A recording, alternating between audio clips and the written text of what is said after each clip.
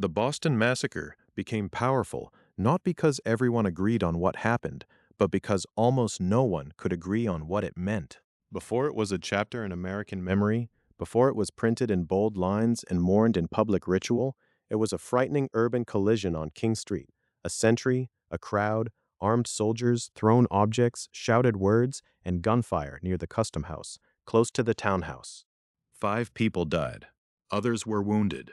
But the deeper danger came afterward, when Boston had to decide whether those deaths were murder, self-defense, riot, tyranny, tragedy, or proof that a standing army in a colonial town was incompatible with liberty. That argument did not fade. It hardened. Today, beneath the balcony of the old State House in Boston, a circle set into the pavement marks the place where the shooting is remembered. Visitors pass it on busy streets. Some pause for a photograph. Some look down at the stones, then up toward the brick face of the old public building, trying to imagine King Street as it was on the night of March 5, 1770. The marker is modest, almost quiet. It does not shout. It does not recreate the crowd.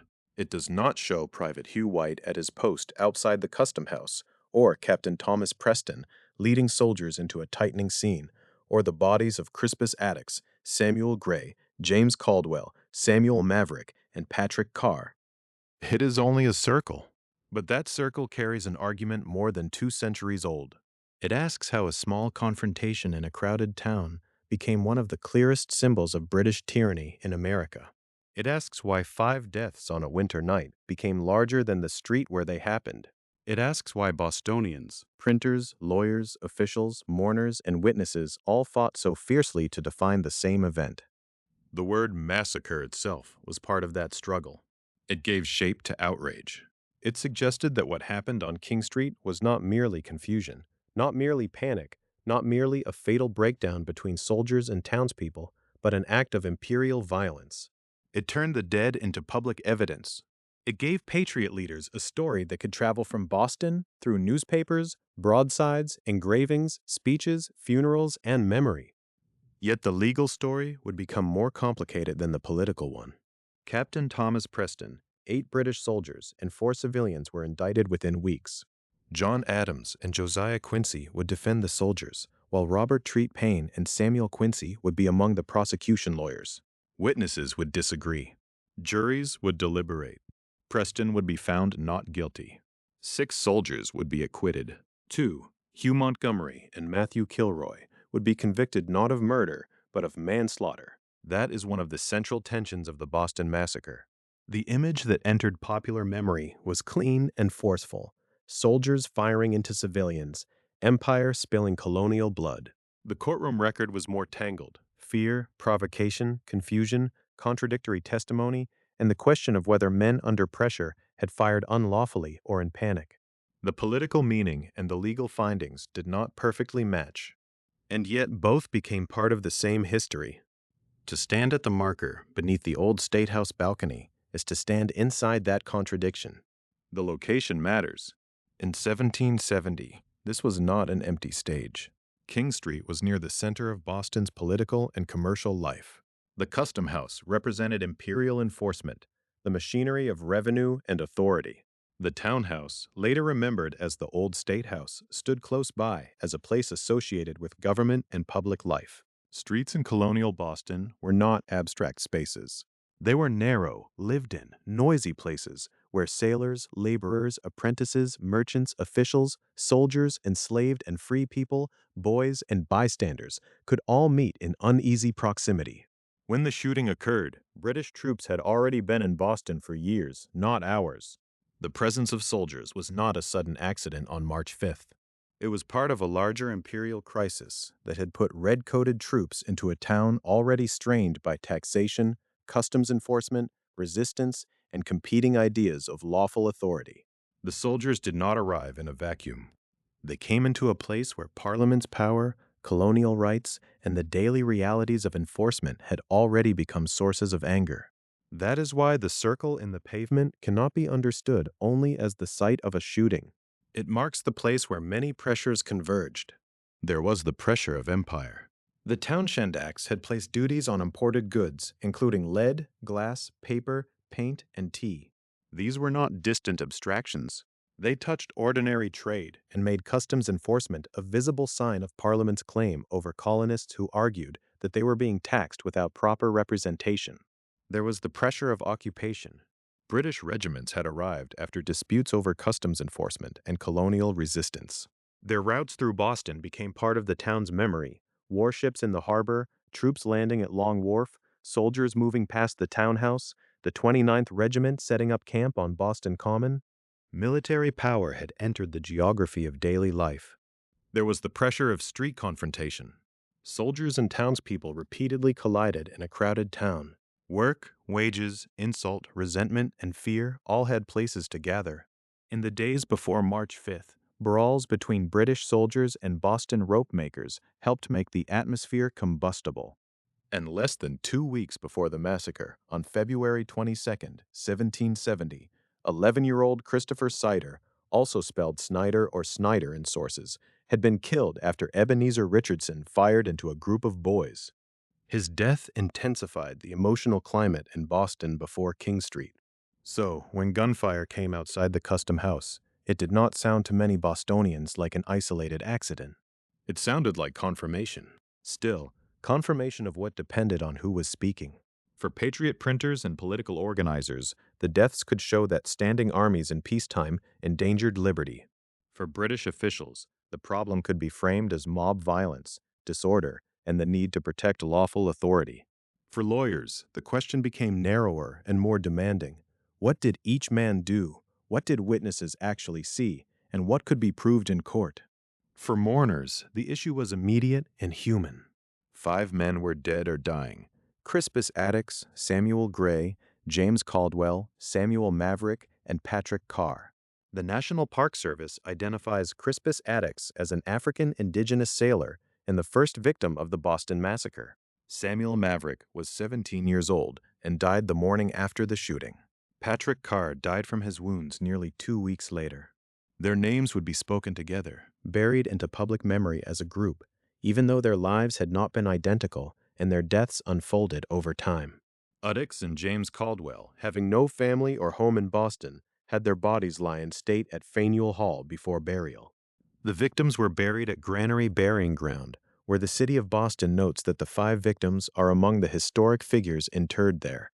Memory, in other words, began immediately. It did not wait for historians. Paul Revere's engraving, The Bloody Massacre, perpetrated in King Street, Boston, on March 5, 1770, by a party of the 29th Regiment, would help fix one version of the event in the public imagination. The Library of Congress describes the image as sensationalized and notes that Revere copied it from a design by Henry Pelham. In the engraving, the scene becomes legible. Uniformed soldiers, an officer's signal, civilians falling, a dog in the foreground, the first church, the townhouse, and the custom house labeled as Butcher's Hall. It is not a neutral document. It is an argument in ink. But the circle beneath the old State House balcony is quieter than the engraving. It leaves room for the unease. It reminds us that revolutions are not made only by laws and armies. They are made by interpretation. A confrontation becomes a turning point when people decide that it reveals something larger than itself. On King Street, 5 deaths became evidence in an argument over power. They became grief in the streets, testimony in court, propaganda in print, and memory in stone.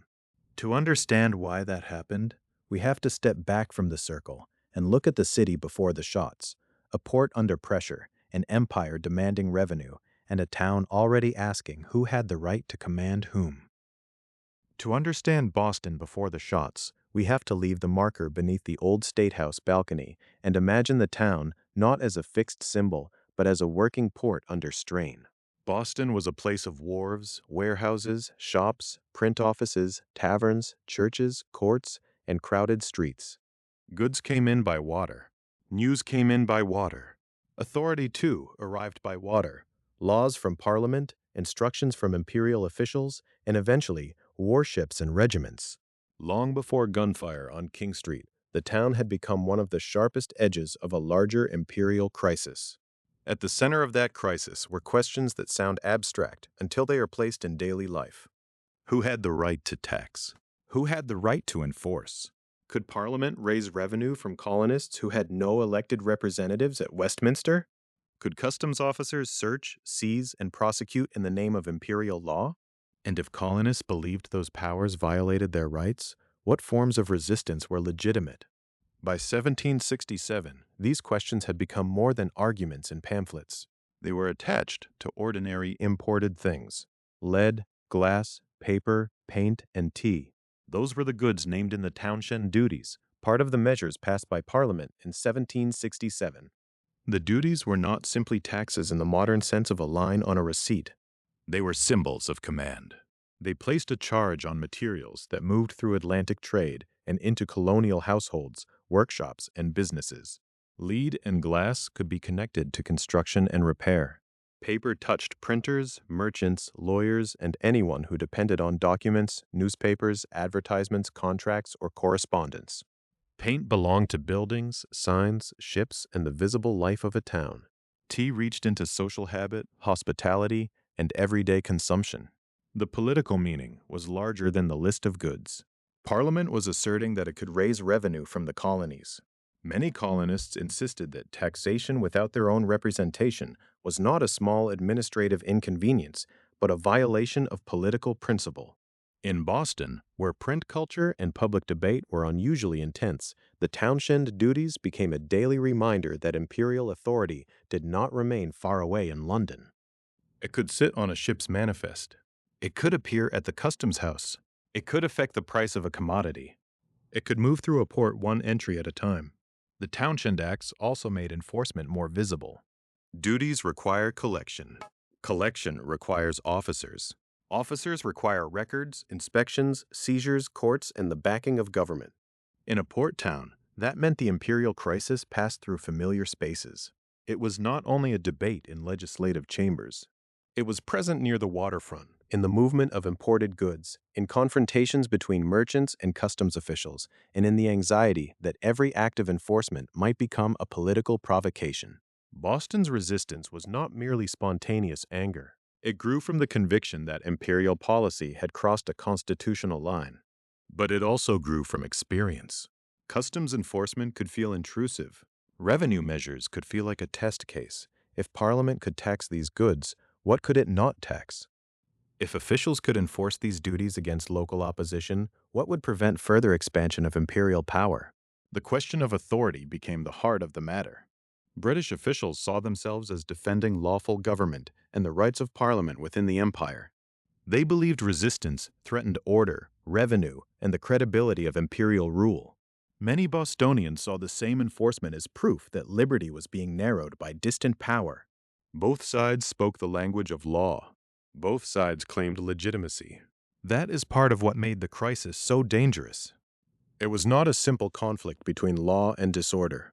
It was a conflict between competing visions of law itself.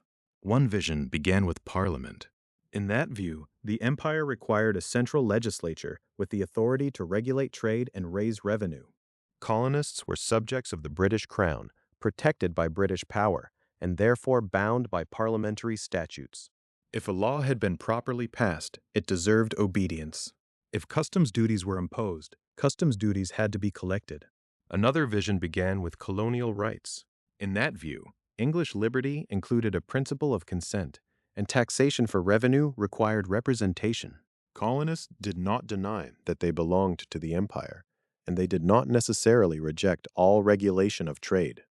But they resisted the claim that Parliament could tax them internally or externally for revenue when they had no direct voice in that body. To them, the Townshend duties were not harmless because they were attached to imports. They were dangerous because they established the principle. Boston became a place where this constitutional argument had a street life. The town was not large enough for imperial enforcement to feel distant. A customs official was not an abstraction. A merchant whose goods were inspected was not a statistic. A newspaper essay could be read aloud, answered, denounced, and reprinted. A crowd could gather quickly. A rumor could travel through lanes and wharves before authority had time to control it. The townhouse, later remembered as the Old State House, stood near the center of this tension. It was a seat of government, a place associated with official power, law, and public business. Nearby was the Custom House on King Street, a building that would later stand at the center of the massacre itself. Before it became the place where a sentry stood and a crowd formed, the Custom House represented the machinery behind the townshend duties. It was where imperial revenue policy met the town's commercial life. It was a physical reminder that the argument over taxation had an address. That matters because the Boston Massacre did not erupt in a neutral setting. King Street was not just a stage for a sudden quarrel. It was part of a landscape already charged with meaning. A soldier outside the Custom House did not look, to many Bostonians, like an isolated guard protecting a building. He could appear as part of a larger system: taxes, customs enforcement, troops, and the assertion of power by an empire that seemed increasingly unwilling to listen. Resistance, too, had consequences. When colonists opposed the duties, when merchants and townspeople challenged officials, when enforcement became difficult, imperial authorities read those actions as defiance. From their perspective, Boston was not merely expressing grievance, it was undermining lawful government. If law could not be enforced in a major port, then Parliament's authority would be weakened throughout the colonies. That fear helped turn a dispute over duties into a confrontation over coercion. The townshend crisis therefore created a cycle. Parliament imposed duties to raise revenue and assert authority. Colonists resisted because they saw that authority as unconstitutional. Customs officials pressed enforcement because the law had to mean something. Resistance made enforcement more confrontational. Confrontation convinced imperial authorities that stronger measures were necessary. Stronger measures confirmed colonial fears that liberty was under threat. In that cycle, small events could become large ones. A seizure of goods could become evidence of oppression. An insult to an official could become evidence of rebellion. A crowd could be interpreted either as a political community defending its rights or as a mob threatening order. Each side watched the other and found confirmation of its own worst expectations. This is the atmosphere that formed around Boston before March 5, 1770. Not one cause, not one grievance, not one simple line from tax to bloodshed, but an accumulation of pressures. Imported lead, glass, paper, paint, and tea carried the weight of constitutional argument. Customs enforcement carried the weight of imperial credibility. Local resistance carried the weight of colonial rights. And every encounter between officials and townspeople risked becoming a test of who truly held authority in the town. The word authority is important here because it meant more than command. It meant legitimacy. It meant the right to be obeyed. British officials could point to statutes passed by Parliament. Boston's opponents of those measures could point to the rights of English subjects and the principle of consent. Neither side thought it was merely improvising. Each side believed it was defending a lawful order. That is why the crisis did not fade after the townshend duties were passed. It settled into the town's nerves. It made certain buildings more symbolic, certain officials more hated, certain crowds more frightening, and certain soldiers more provocative. It prepared the ground on which later events would be interpreted. When violence finally came to King Street, Bostonians already had a story in which to place it, a story of taxation, enforcement, resistance, and power. Before any soldier fired, Boston was already asking whether imperial law protected liberty or threatened it. The answer depended on where one stood. From the perspective of government, resistance in Boston looked like a challenge that had to be contained. From the perspective of many in the town, imperial enforcement looked like a warning that rights were being taken piece by piece. And once that mistrust hardened, paper duties and tea duties were no longer just matters of trade. The Custom House was no longer just an office. The townhouse was no longer just a public building. The harbor was no longer just a route for commerce. It was the route by which power would arrive. The harbor was the route by which power would arrive. And in Boston, that meant power did not come as an abstraction. It came with sails, hulls, cannon, uniforms, drums, and orders. It came into view from the water before it entered the streets. By the late summer of 1768, the disputes over customs enforcement and colonial resistance had moved beyond petitions and newspaper arguments.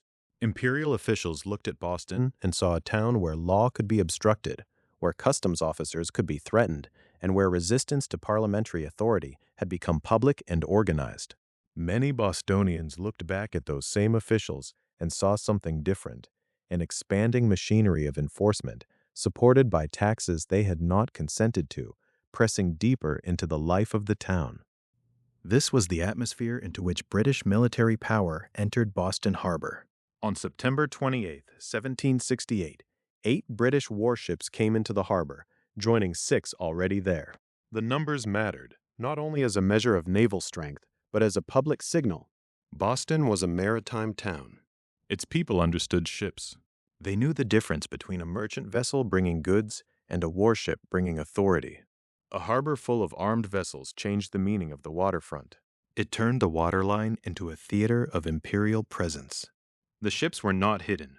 They were visible from shore, from wharves, from places where men worked and traded and watched arrivals. In a port town, the harbor was part of everyday life. To see warships there was to see that the conflict over duties, seizures, and enforcement had acquired a military face.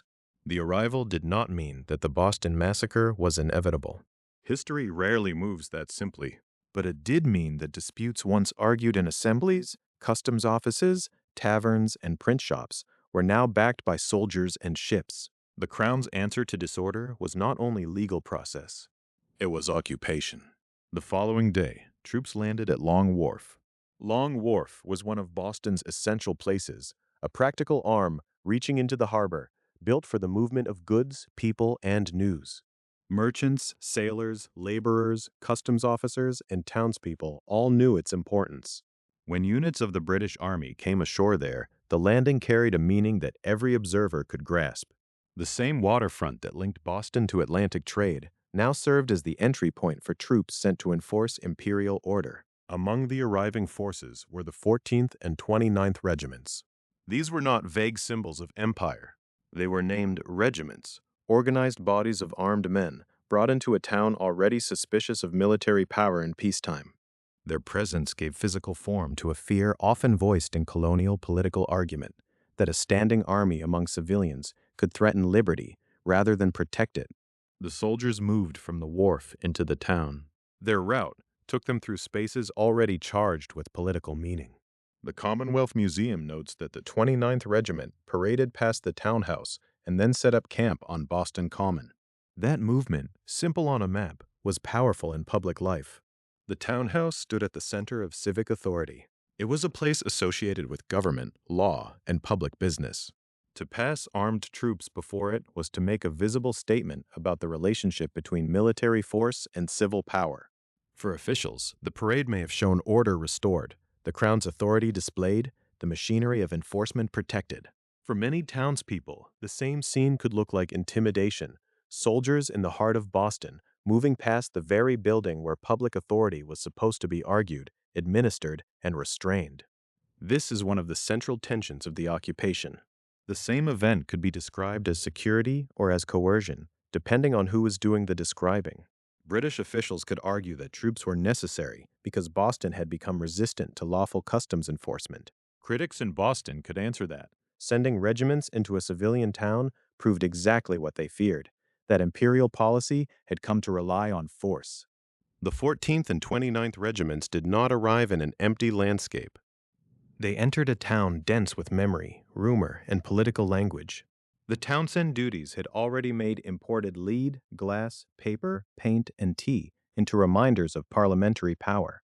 The Custom House had already become more than an administrative office. The townhouse had already become more than a public building. Now the harbor, Long Wharf, the townhouse, and Boston Common were linked by the path of occupation. Imagine the scene quietly, without the later drama of King Street. Ships lie in the harbor. Boats bring troops toward Long Wharf. Soldiers come ashore with equipment. Regiments form and move through the town. Onlookers watch. Some may be angry. Some may be curious. Some may be uneasy, measuring what this will mean for work, trade, law, and daily life. The soundscape changes, the creak and labor of the wharf joined by military order, marching feet, and the formal presence of armed men. The 29th Regiment's movement past the townhouse mattered also because this regiment would later become inseparable from the public memory of the massacre. Paul Revere's later engraving would title the event The Bloody Massacre, perpetrated in King Street, Boston, on March 5, 1770, by a party of the 29th Regiment. That title came after the shooting after grief and propaganda and legal argument had begun their work. But the regiment's place in Boston's story began earlier, when it arrived not as an image in print, but as men in formation, entering the town under imperial orders. After passing through the public center, the 29th Regiment set up camp on Boston Common. The Common was another place whose meaning was transformed by occupation. It was open ground, familiar to the town, part of Boston's shared landscape. A military camp there made the army both present and unavoidable. Soldiers were not confined to ships offshore. They were not a distant threat. They were lodged within the town's everyday geography. This presence created a new kind of pressure. Boston was not a sprawling modern city. It was a compact port where movement through the streets brought people into repeated contact. Soldiers and civilians would see one another, pass one another, compete for space, work, attention, and authority. A camp on the Common did not isolate the military from the population. It embedded military life into the town's routines. For British officials, placing troops in Boston could seem like a practical response to unrest. Customs enforcement needed protection. Authority needed visible support. Resistance needed to be checked. But for Bostonians already alarmed by taxation and enforcement, the encampment looked like confirmation that political disagreement had been answered with armed occupation. That difference of interpretation is essential. The landing at Long Wharf and the march past the townhouse were not violent in themselves. No shots were fired in those moments. Yet they changed the conditions under which later confrontations would occur. They made soldiers part of Boston's daily environment. They made imperial power visible at the waterfront, at the seat of civic life, and on the Common. They placed the army where ordinary people could not ignore it. In that sense, the occupation began as a geography of power. Warships in the harbor, troops at Long Wharf, regiments passing the townhouse, tents and camp life on Boston Common. Each location carried its own meaning, and together they formed a map of authority imposed on a town already debating the limits of that authority. The coming violence on King Street would later be remembered as a sudden eruption, a crowd, a sentry, soldiers, and gunfire. But the ground for that moment was laid in quieter, more formal acts. Ships entering harbor, soldiers disembarking, regiments parading through town. A camp being made where townspeople could see it and feel its implications. Occupation did not begin with a musket shot. It began with arrival. And once the troops were there, Boston's conflict with imperial power became not only a matter of laws and duties, but a matter of everyday encounters. The Custom House, the Townhouse, Long Wharf, and Boston Common were no longer just places on a map. They were reminders, walked past and lived beside, of a government that had come armed into the streets. The troops had arrived by water, marched through the town, and settled into view. But occupation was not only the moment of landing at Long Wharf, or the line of the 14th and 29th Regiments passing the townhouse, or the camp of the 29th Regiment on Boston Common. Those were the first public signs. The deeper change came afterward, when military authority became part of the town's ordinary geography. Boston was not a battlefield. It was a working port town. Its streets were used by sailors, apprentices, laborers, merchants, printers, boys, officials, and families moving through the routines of trade and daily life. Goods came ashore. Carts moved through narrow ways. People gathered near public buildings, shops, wharves, and taverns. The same spaces that carried commerce also carried rumor, argument, and politics. Into that close setting came soldiers. Their presence did not have to produce violence every hour to change the mood of the town.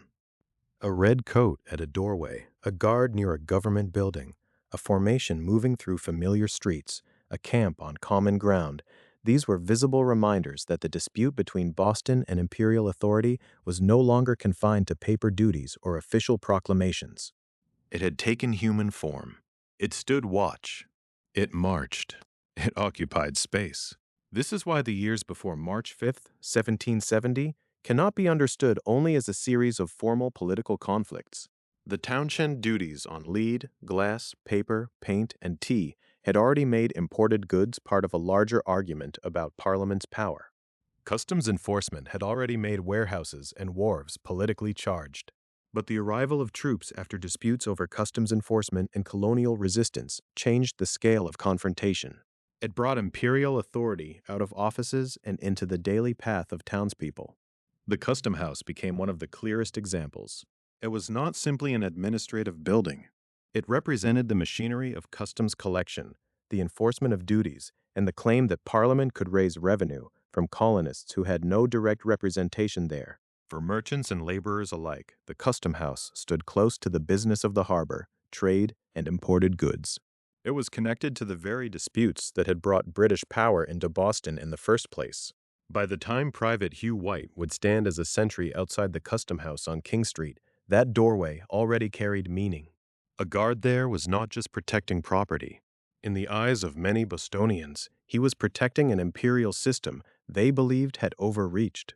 To officials, that guard could seem necessary, a reasonable defense of lawful authority in a town known for resistance. To opponents of imperial policy, the same guard could seem like proof that civil government was being backed by military force. This difference in interpretation mattered. The same street could be seen in two ways at once. To one side, order. To the other, intimidation. To one side, enforcement. To the other, occupation. The townhouse carried its own weight. It was a public building at the center of civic and political life, a place associated with government and public authority. When the regiments had marched past it after landing in 1768, the image was hard to miss. Soldiers arriving from the harbor moved directly through the symbolic heart of the town. The route itself became part of the message. The townhouse was not transformed by architecture. It was transformed by context. After the troops arrived, the building stood in a town where civil authority and military presence were visibly entangled. Meetings, proclamations, legal processes, and public argument all unfolded under the shadow of armed power. The presence of soldiers near the places where law and government were seen made the question sharper: who commanded Boston, and by what right? Long Wharf carried another meaning. It was the point of arrival, the place where authority came ashore. In a port town, wharves were lifelines. They connected Boston to trade, news, empire, and the wider Atlantic world. But after September 29, 1768, when units including the 14th and 29th Regiments landed there, Long Wharf also became part of the memory of occupation. It was the place where the abstract power of the British government became bodies, packs, weapons, and marching feet.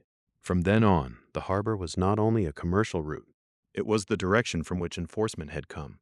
A ship in the harbor could be read not merely as a vessel, but as a sign of imperial reach. The water that brought goods also brought troops. For a town already troubled by customs enforcement and taxation, that double meaning deepened mistrust. Boston Common, too, changed in meaning. The Commonwealth Museum notes that the 29th Regiment set up camp there after landing in 1768. A common space, by its nature, belonged to the shared life of the town. It was open, familiar, and visible. A military camp placed there was difficult to ignore. It made occupation part of the landscape. It could be seen by ordinary people, not as an occasional patrol, but as a settled presence. That visibility was central to the problem. If the troops had been hidden away, their political meaning might still have been strong, but their daily effect would have been different. Instead, the soldiers were in the town's line of sight. They were encountered in public. They were close to the places where people worked, traded, gathered, and argued. And Boston was crowded enough for proximity to become friction. Soldiers and townspeople did not need to seek one another out in order to collide. They moved through shared streets. They passed the same public buildings. They stood near the same wharves. They occupied the same civic landscape, but they did not agree on what that landscape meant. A soldier might be following orders. A townsman might see provocation. A customs official might see protection. A boy in the street might see an enemy. A sailor or laborer might see a rival presence backed by imperial power. These interpretations accumulated in ordinary encounters. The danger was not only political theory, it was repetition. Every day made the occupation less extraordinary, but not less resented. The first shock of arrival gave way to a more wearing experience, the constant reminder that the argument with Britain had not been resolved. The troops were still there. The duties still mattered. Customs enforcement still carried the authority of the crown. The town still watched. This was why the presence of a standing army in peacetime became such a powerful theme for patriot leaders and printers. The concern was not simply that soldiers existed. It was that soldiers were being used in a civil dispute inside a town amid arguments over taxation and rights. In that setting, the army appeared to many as a warning that liberty could be narrowed not only by laws, but by force positioned close enough to be felt. At the same time, this was not a town made up of one feeling or one voice. British officials did not see themselves as invaders of daily life. They saw disorder, resistance, intimidation, and challenges to lawful enforcement. From their perspective, the soldiers were meant to restore stability and protect authority. This is part of what made Boston so volatile. Each side could describe its actions as defensive. Each side could point to the other as the source of danger. The result was a town in which places became arguments. The custom house said revenue, enforcement, and imperial administration. The townhouse said civil authority, public government, and the contested meaning of law. Long Wharf said arrival, commerce, and the passage from empire into town. Boston Common said shared ground now marked by a military camp. These places were not isolated landmarks. They formed a map that people walked through every day. By March 5, 1770, King Street would become the central point on that map. But before King Street, the entire town had been taught to read public space politically. A sentry was not only a sentry. A doorway was not only a doorway. A crowd was not only a crowd. In Boston under occupation, the simplest encounter could draw on years of suspicion. This is the atmosphere in which boys, workers, sailors, soldiers, customs men, and officials shared the same tense streets. It explains why small incidents could grow quickly, why rumors mattered, and why insults or thrown objects could carry more meaning than they seemed to at first glance. The occupation made the ordinary unstable. It turned passing contact into possible confrontation. And before the fatal shots on King Street, Boston would receive another warning of how quickly a street dispute could become a death. Not from a regiment firing in formation, not yet from soldiers outside the custom house, but from a confrontation involving a group of boys, a loyalist customs employee, and a musket fired in a town already raw with fear and resentment. The victim was 11-year-old Christopher Seider, whose death would make the coming violence feel less like an isolated disaster and more like part of a pattern Boston had already begun to recognize. The occupation had made ordinary contact unstable.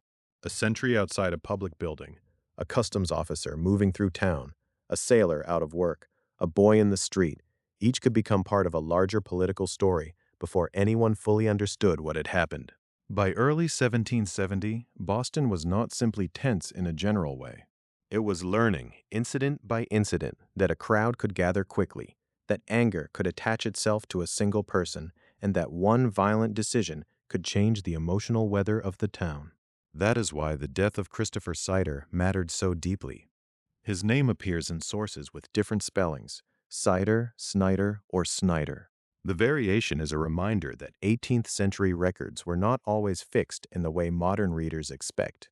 But the outline of the event is clear enough. On February 22, 1770, less than 2 weeks before the shooting on King Street, 11-year-old Christopher Seider was killed after Ebenezer Richardson fired into a group of boys. The victim was a child. The shooter was not a British soldier standing in formation outside the custom house. He was a loyalist customs employee, a man connected to the world of imperial enforcement that had already become so hated in Boston. That distinction matters. Seider's killing was not the Boston Massacre before the Boston Massacre. It was a separate event with its own circumstances and its own human loss. But in the atmosphere of Boston, it could not remain separate for long. The town had already been living with the visible presence of British power since the arrival of troops in 1768. The 14th and 29th Regiments had come ashore at Long Wharf. Soldiers had marched past the townhouse. The 29th Regiment had camped on Boston Common. Those earlier movements had taught Bostonians to see streets and public spaces as stages where imperial authority displayed itself. By February of 1770, the Custom House, the Townhouse, Long Wharf, and Boston Common were not neutral landmarks. They were part of the town's political geography. Ebenezer Richardson's connection to customs enforcement placed him within that geography. Customs officers were not abstract agents of distant policy. They were people in the town, connected to the collection of duties and to the enforcement of laws many Bostonians had come to regard as illegitimate. The townshend duties on imported lead, glass, paper, paint, and tea had turned trade into conflict and enforcement into provocation. A customs employee could therefore carry more symbolic weight than his official title might suggest. To those who opposed parliamentary taxation and the machinery built to enforce it, he could appear as a local face of a distant power. The boys who gathered around Richardson were also part of the urban world of Boston. Children and young apprentices were not sealed away from politics. In a small, crowded port town, they heard the talk in streets, shops, taverns, wharves, and homes. They saw soldiers. They saw customs men. They saw public anger. They absorbed the rituals of resistance, the names of unpopular officials, and the sense that loyalty and liberty were not just ideas for assemblies and pamphlets, but matters acted out in front of doors and windows. When Richardson fired into the group and Seider was killed, the event condensed many of Boston's fears into one terrible fact. The town had already worried that armed authority, once brought into daily life, would make violence more likely. Here was a death involving a child, a musket, and a man associated with imperial enforcement. It did not require a regiment. It did not require a line of soldiers. It did not require a formal order. A dispute in the street could end with a boy dead. For many Bostonians, this made later violence feel less accidental. The death of Christopher Seider became part of a sequence. It helped create the sense that the town was under pressure from people protected by or aligned with imperial power, and that ordinary inhabitants, workers, sailors, boys, bystanders, were exposed to danger. Whether that feeling captured every legal complexity of the case is a different question. What matters for the build-up to King Street is that public memory does not wait for a courtroom transcript. It forms from grief, rumor, anger, and the visible rituals by which a community marks a death. A child's death could move through Boston with unusual force. It could be told and retold in print shops and households. It could be discussed in relation to other injuries, other insults, other confrontations. In a calmer town, Seider's killing might have been understood primarily as a criminal matter. One man fired, one boy died. The law must respond. But Boston was not calm. It was a town where political arguments had already altered the meaning of almost every public encounter. The timing sharpened everything. February 22nd was close to March 5th. There was barely time for grief to settle before another crowd, another armed confrontation, and another set of fatal shots would force the town into a new crisis. When 5 people were later killed near the Custom House on King Street, Bostonians were not beginning from emotional silence. They had already mourned Christopher Seider. They had already seen a local confrontation turn deadly. They already had a recent example of how a person associated with imperial authority could be blamed for bloodshed in the streets. This does not mean that Seider's death caused the Boston Massacre in a simple, direct way. History rarely moves so cleanly.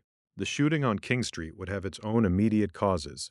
The sentry, Private Hugh White, the gathering crowd, Captain Thomas Preston's arrival with soldiers, the objects thrown, the confusion, the fear, and the disputed question of orders.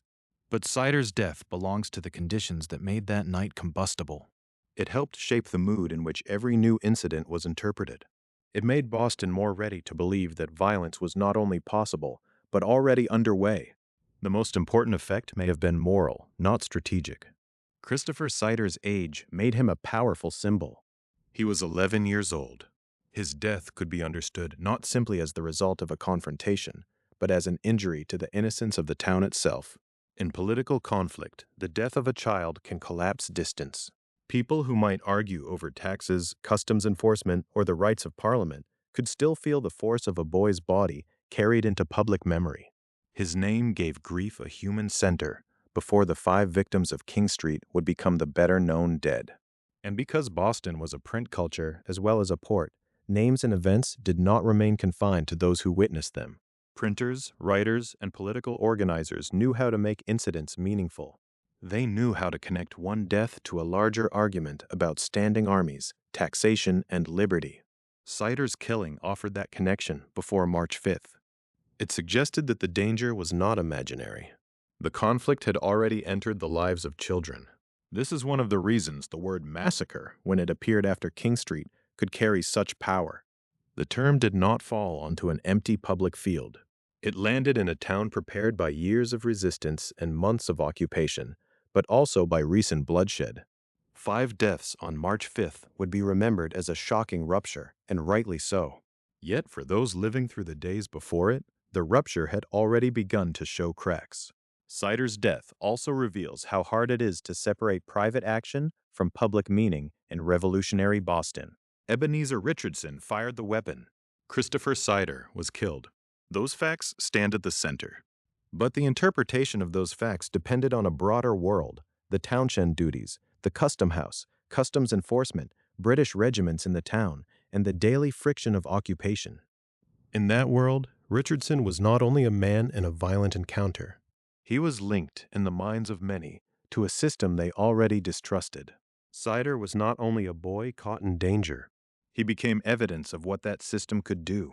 By the time March approached, Boston's streets held more than winter cold. They held memory. They held anger over a child's death. They held the pressure of soldiers and townspeople sharing space under conditions neither side trusted. And they held the knowledge that once a crowd formed, the boundary between noise and violence could disappear quickly. Soon, another series of confrontations would add to that pressure. Not around a customs employee and a group of boys, but around soldiers and working men in the rope walks of Boston's South End. The fights of March 2nd and March 3rd would not stand alone either. They would join Seider's death as part of a tightening pattern, one more sign that the town was becoming ready to ignite. After Christopher Seider's funeral, Boston did not return to ordinary tension. The town carried the death of an 11-year-old boy into the first days of March, and that memory shaped how people read every new quarrel. A shove in the street, an insult at a doorway, a group of men gathering after work. Each could seem connected to something larger. In a town already crowded with soldiers, laborers, sailors, boys, merchants, customs officers, and political watchmen of every kind, small confrontations did not stay small for long. The next pressure point lay not at the custom house on King Street, but in the rope walks of Boston's South End. Rope making was hard, physical work. It belonged to the working waterfront world that tied Boston to ships, cargoes, sailors, wharves, and imperial trade. Rope was not a decorative craft. It was material infrastructure. Ships depended on it. The harbor economy depended on it. Men who labored in the rope walks lived close to the maritime world that had already been strained by customs enforcement, military occupation, and the wider argument over Parliament's authority. These were not abstract political philosophers meeting in a chamber. They were working men in a town where the presence of the army had become part of daily life. The soldiers, too, were not abstractions. Since the arrival of the 14th and 29th Regiments in Boston in 1768, they had occupied visible space in the town. They had landed at Long Wharf. They had moved past the townhouse. The 29th Regiment had made its camp on Boston Common. Over time, the mere fact of their presence created 1,000 chances for friction. Soldiers and civilians used the same streets. They passed the same public buildings. They encountered one another at close range, not in a battlefield line, but in the compressed spaces of an occupied port town. By early March of 1770, this proximity had become dangerous. The brawls between British soldiers and Boston rope makers on March 2nd and March 3rd were part of the immediate buildup to the shooting on King Street. They did not cause the massacre in a simple, straight line. History rarely moves that cleanly. But they mattered because they revealed how ready the city had become for confrontation. They showed that violence was no longer only feared as a possibility. It was already happening, repeatedly, in the days before March 5th. What made the rope walk fights so important was their timing. They came after the death of Christopher Seider on February 22nd. They came after weeks and months of resentment over troops in the town.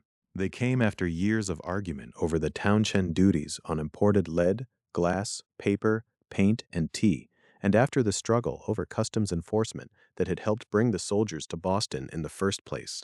In that sequence, the rope walk brawls became one more warning. The town was not merely talking about danger. It was practicing it. March 2nd brought one of these confrontations. Soldiers and rope makers clashed in Boston's South End.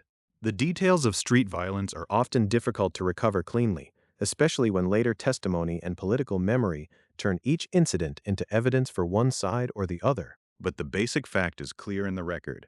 In the days before March 5th, brawls occurred between soldiers and Boston rope makers, and March 2nd was one of the dates on which that friction broke into open fighting. This matters because the rope walks were not the seat of government. They were not Parliament. They were not the Customs House. They were places of labor. When violence reached them, it showed how widely the conflict had spread. Imperial policy had begun with acts, duties, enforcement, and authority. But in Boston, those questions came down to bodies in shared space. A soldier and a rope maker did not need to debate the Townshend Acts in order to become part of the crisis those acts had helped create. Their encounter already carried the weight of the occupation. The following day, March 3rd, the trouble continued. Again, soldiers and rope makers were involved. Again, the confrontation belonged to the pattern of escalation in the days just before the massacre. And again, the significance lies not in treating the fight as a single fuse that inevitably led to gunfire on King Street, but in seeing it as one more sign that ordinary restraints were weakening. A city can become combustible before anyone strikes the final spark. That was Boston in the first week of March. The death of Seider had taught townspeople that a crowd and a weapon could produce a child's body. The occupation had taught them that soldiers would remain present in streets they considered their own. The rope walk brawls taught both soldiers and civilians that organized, physical confrontations were now close at hand. In such an atmosphere, rumor could travel faster than judgment. Anger could gather before authority could settle it. Every new clash could seem to confirm what each side already suspected about the other. For many Bostonians hostile to the troops, the soldiers represented more than individual men. They were visible agents of imperial force. Their red coats carried the meaning of armed authority in a town that believed it was being punished, watched, and constrained. The presence of a soldier in a laboring district could feel like an intrusion. The presence of many soldiers could feel like intimidation. To those who feared standing armies in peacetime, each confrontation offered proof that the danger was not theoretical. For soldiers, the town could look different but feel just as hostile. They were stationed among people who resented them, mocked them, crowded them, and saw in them the face of political oppression. The line between military duty and personal vulnerability could become thin. A soldier on a street was not only part of a regiment. He was a man surrounded by civilians who might insult him, challenge him, or strike him. In that atmosphere, the discipline of the army met the volatility of urban resentment. The rope walk brawls brought these pressures into physical form. They were not pamphlets. They were not petitions. They were encounters of fists, bodies, and anger. They showed that Boston's conflict had moved beyond official argument into the habits of the street. And because they occurred on March 2nd and March 3rd, they stood almost on the threshold of March 5th. That closeness matters. When the shooting on King Street happened, it did not occur in a city experiencing its first shock. It happened in a town already primed by confrontation. Only days earlier, soldiers and workingmen had fought in the South End. Less than 2 weeks earlier, Christopher Seider had been killed after Ebenezer Richardson fired into a group of boys. Behind those events lay the longer story of the troops' arrival in 1768, the warships in the harbor, the march from Long Wharf, and the daily presence of the 14th and 29th Regiments in a civilian town. The people of Boston did not need to be told that violence was possible. They had seen enough to know it. This is why the rope walk brawls belong in the story of the massacre. Not because they explain everything, not because they excuse what followed, not because they prove that one side alone was responsible for the disaster to come. They matter because they help us understand the atmosphere in which the final confrontation formed. King Street became combustible before the crowd gathered there. The materials had been accumulating for a long time: taxation, enforcement, occupation, grief, rumor, pride, fear, and the repeated collision of soldiers and townspeople in a city too small to keep them apart. By March 5th, that accumulation had reached a dangerous point. The Custom House on King Street remained one of the most visible symbols of the system many Bostonians distrusted. Near it stood the townhouse, the center of civic authority and public attention. Around these buildings, political meaning gathered almost automatically. A sentry posted there was never only a sentry. He stood in a place where law, empire, commerce, and resentment met. On that evening, the man at the post was Private Hugh White. He was stationed outside the custom house at a point where Boston's anger could find a human target. The fights in the rope walks had shown how quickly soldiers and townspeople could move from insult to violence. Now the pressure would shift from the South End to King Street, from brawling working men and soldiers to a single sentry surrounded by a hostile crowd. The city had been made ready. All that remained was the moment when the crowd began to close in. The city had been made ready, but readiness by itself did not fire a musket. It needed a place, a person, and a gathering point where old grievances could become immediate danger. On the evening of March 5th, 1770, that place was King Street, outside the Royal Custom House. The person was Private Hugh White, a British sentry standing at his post near one of the most charged buildings in Boston. A sentry's duty could seem simple from a distance. He stood guard. He watched a doorway. He represented military order in a town where military order had become a daily provocation. But on King Street, nothing about the post was neutral. The Custom House was not merely an office. It was the place where customs enforcement became visible, where imperial policy was translated into inspections, duties, seizures, and authority. In the years after the Townshend Acts placed duties on imported lead, glass, paper, paint, and tea, customs work had become one of the most resented forms of British power in Massachusetts. The Custom House gave that power a location. Its doorway and windows made Empire part of the street. Nearby stood the townhouse, the civic center of Boston, and the building now remembered as the Old State House. The short distance between the Custom House and the townhouse mattered. This was not a remote military post on the edge of town. This was the center of public life, a place where merchants, laborers, sailors, officials, apprentices, and passers-by could all cross paths.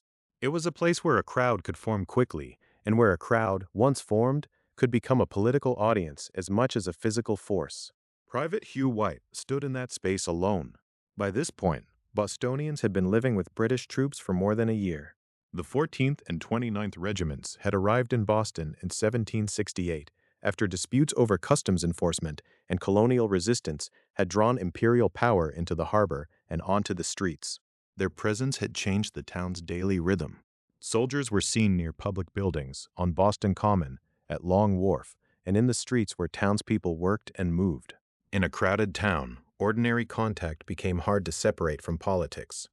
A soldier looking for work, a laborer resenting competition, a boy shouting an insult, a sentry enforcing a boundary, each encounter could carry the weight of the whole occupation. The fights between soldiers and ropemakers in the days before March 5th had sharpened that danger. Those brawls did not cause the shooting by themselves, but they changed the emotional weather around it. They made the idea of renewed violence plausible. They gave both soldiers and townspeople recent memories of blows, insults, and group anger. When men in Boston heard that soldiers were involved in trouble, or when soldiers saw townspeople gather with hostility, they were not seeing a blank scene. They were reading it through the last few days. So when people began to gather around Hugh White, they gathered around more than one man. The crowd that formed near him was hostile. It focused on a lone sentry posted before a building many Bostonians associated with customs enforcement and imperial pressure. The imbalance of the scene was unstable in both directions. To the crowd, White could appear as an exposed symbol of the occupying army, a single uniformed figure who could be mocked, challenged, and pressed. To White, the crowd could appear as a threat, growing beyond the control of one soldier at one post. The same scene could look like defiance from one side and danger from the other. This is one reason the beginning of the confrontation became so important later. Before the firing, before the deaths of Crispus Attucks, Samuel Gray, James Caldwell, Samuel Maverick, and Patrick Carr, before the engravings and trials and annual memory, there was this smaller question. What was happening around the sentry before reinforcements arrived? Was the crowd only insulting him? Was it closing in? Was the soldier frightened, angry, or both?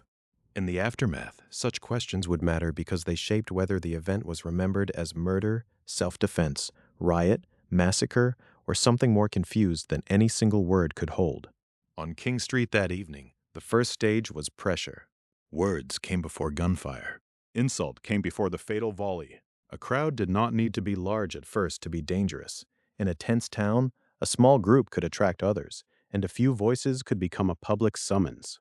The street itself helped turn conflict into spectacle. People could hear disturbance, move toward it, and see a uniformed man standing outside the custom house. A private quarrel could become a public confrontation simply because it occurred at the center of town. Private White's uniform gave the crowd a target, but his isolation also made the situation volatile. A sentry was armed, and that fact could both deter and inflame. The musket was a sign of authority, but also of vulnerability. If a crowd believed a soldier could not safely use his weapon, it might press him harder. If the soldier believed the crowd might overpower him, the weapon became part of his fear. The danger was not only that someone intended bloodshed. The danger was that people in close quarters could misread one another, and that misreading could happen fast. That is the quiet terror of the opening scene. No one yet knew that the night would be remembered as the Boston Massacre. No one in the crowd could know that 5 names would become part of the political memory of the Revolution. Hugh White could not know that his post outside the custom house would become the first point in a chain of events examined by lawyers, printers, officials, and generations of historians. In the moment, there was only the narrowing space between a soldier and a hostile crowd. The location made retreat difficult, at least symbolically. If White abandoned the post, that could be read as a failure of military authority at one of the central sites of imperial power. If he remained visible and exposed. The custom house behind him and King Street before him created a stage that neither side had fully chosen, but both now occupied. The crowd could test the authority of the soldier. The soldier could stand for the authority the crowd resented. Neither needed a formal plan for the confrontation to escalate, and the crowd's hostility did escalate. The scene shifted from mockery and pressure toward danger. This shift is essential because it resists a simple picture of the night as either calm civilians suddenly attacked or disciplined troops simply defending themselves from a riot. The evidence that later emerged would be contested, and memories would differ. But the broad outline is clear enough. Hugh White was surrounded by a hostile crowd outside the custom house, and the situation became serious enough that he could not remain merely a solitary figure at his post. That moment marked a change in the meaning of the gathering. A crowd around a sentry was not just noise. It threatened to draw in the army itself. A single soldier under pressure could require assistance. Assistance meant more soldiers. More soldiers meant more muskets. More muskets meant the possibility that a confrontation built from insults, resentment, and fear could become lethal. The street was now pulling people into roles. Hugh White was no longer only a guard at the custom house. He was the surrounded sentry. The townspeople were no longer only passers-by or hecklers. They were a hostile crowd. The officers and soldiers nearby were no longer background figures in an occupied town. They were about to be called into a public crisis at the very center of Boston. This was how the night moved from tension to emergency, not in one clean leap, but by degrees. A post became a focal point. A crowd became a threat. A soldier became isolated. A building associated with customs enforcement became the backdrop to confrontation. And the memory of earlier violence, Christopher Seider's death, the rope walk brawls, the long resentment of occupation, pressed against the immediate scene. What happened next would bring Captain Thomas Preston into King Street with armed men, not as an abstract symbol of imperial force, but as an officer responding to a sentry who appeared to be in danger. Their arrival would not calm the street in any simple way. It would change its geometry, its sound, and its risk. Around Hugh White, the crowd had gathered close enough to make one soldier's post feel unsafe. Soon, the question would no longer be what a lone sentry might do, but what could happen when reinforcements entered the same narrow space, carrying loaded meaning in every musket they held. The danger around Hugh White had begun with a single exposed post. But once word reached the nearby guard that the sentry outside the custom house was surrounded, the scene could no longer remain a confrontation between one soldier and a crowd. It became a question of movement: who would enter King Street, how close they would come, and what the crowd would see when armed reinforcements appeared in a place already heavy with meaning. Captain Thomas Preston was the officer who came. In the National Park Service account, he led soldiers to the custom house to reinforce or rescue the sentry. That distinction matters because it shows the way the same action could be understood in more than one way, even before a shot was fired. From a military point of view, Hugh White was a sentry in danger, stationed outside a building connected to Royal Customs Enforcement. A crowd had gathered around him. An officer responsible for order could see the situation as urgent. But from the crowd's point of view, the arrival of more soldiers did not necessarily look like rescue. It could look like escalation. King Street was not an open field where distance could soften intention. It was an urban space, framed by buildings and watched by people who knew those buildings well. The Royal Custom House stood near the center of the trouble because customs enforcement had been one of the deepest sources of anger in Boston. It was not just a workplace or an office. It was a visible point of imperial authority, tied in public imagination to searches, seizures, duties, and the long argument over whether Parliament could tax colonists who had no representatives in it. Near it stood the townhouse, the building remembered today as the Old State House, a center of civic and governmental life. The space between these places was therefore more than a street. It was a stage on which rival forms of authority seemed to face one another. By the time Captain Preston entered that stage, the crowd had already been shaped by hours, days, and years of pressure. The killing of Christopher Seider on February 22, 1770, had recently placed a child's death at the center of Boston's political anger. The rope walk brawls of March 2nd and March 3rd had made soldiers and working men look at one another with fresh suspicion. The occupation itself had made red-coated soldiers part of ordinary Boston life since the arrival of troops in 1768. So when Preston came with armed men, he did not enter a neutral situation. He entered a town that had learned to interpret uniforms as political signs. The soldiers named in National Park Service accounts give the moment a human scale.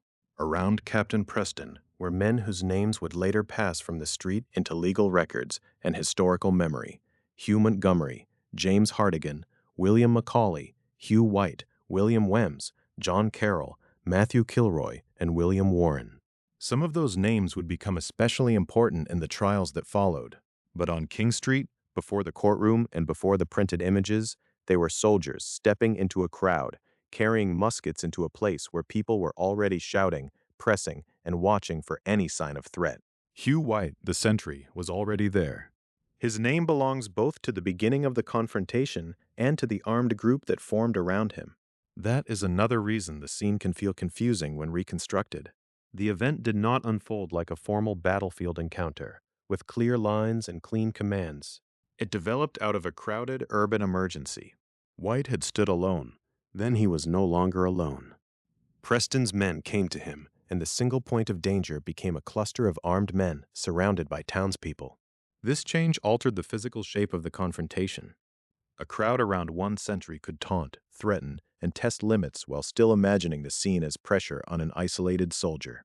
But a line or group of soldiers with muskets changed the meaning of proximity. The crowd now faced not one man, but a military presence. Every step closer became more dangerous. Every insult could sound different when directed at men holding weapons.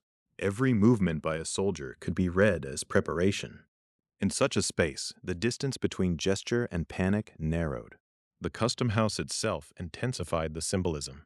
In earlier imperial disputes, customs officers had stood at the center of Boston's anger because they represented the enforcement of laws many colonists considered illegitimate or oppressive.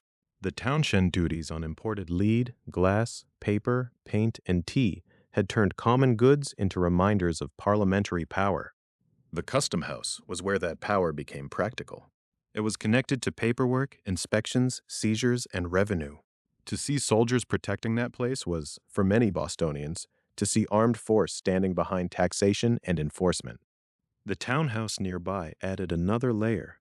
It was the civic heart of the town, a place associated with government, public business, and the life of Boston as a community.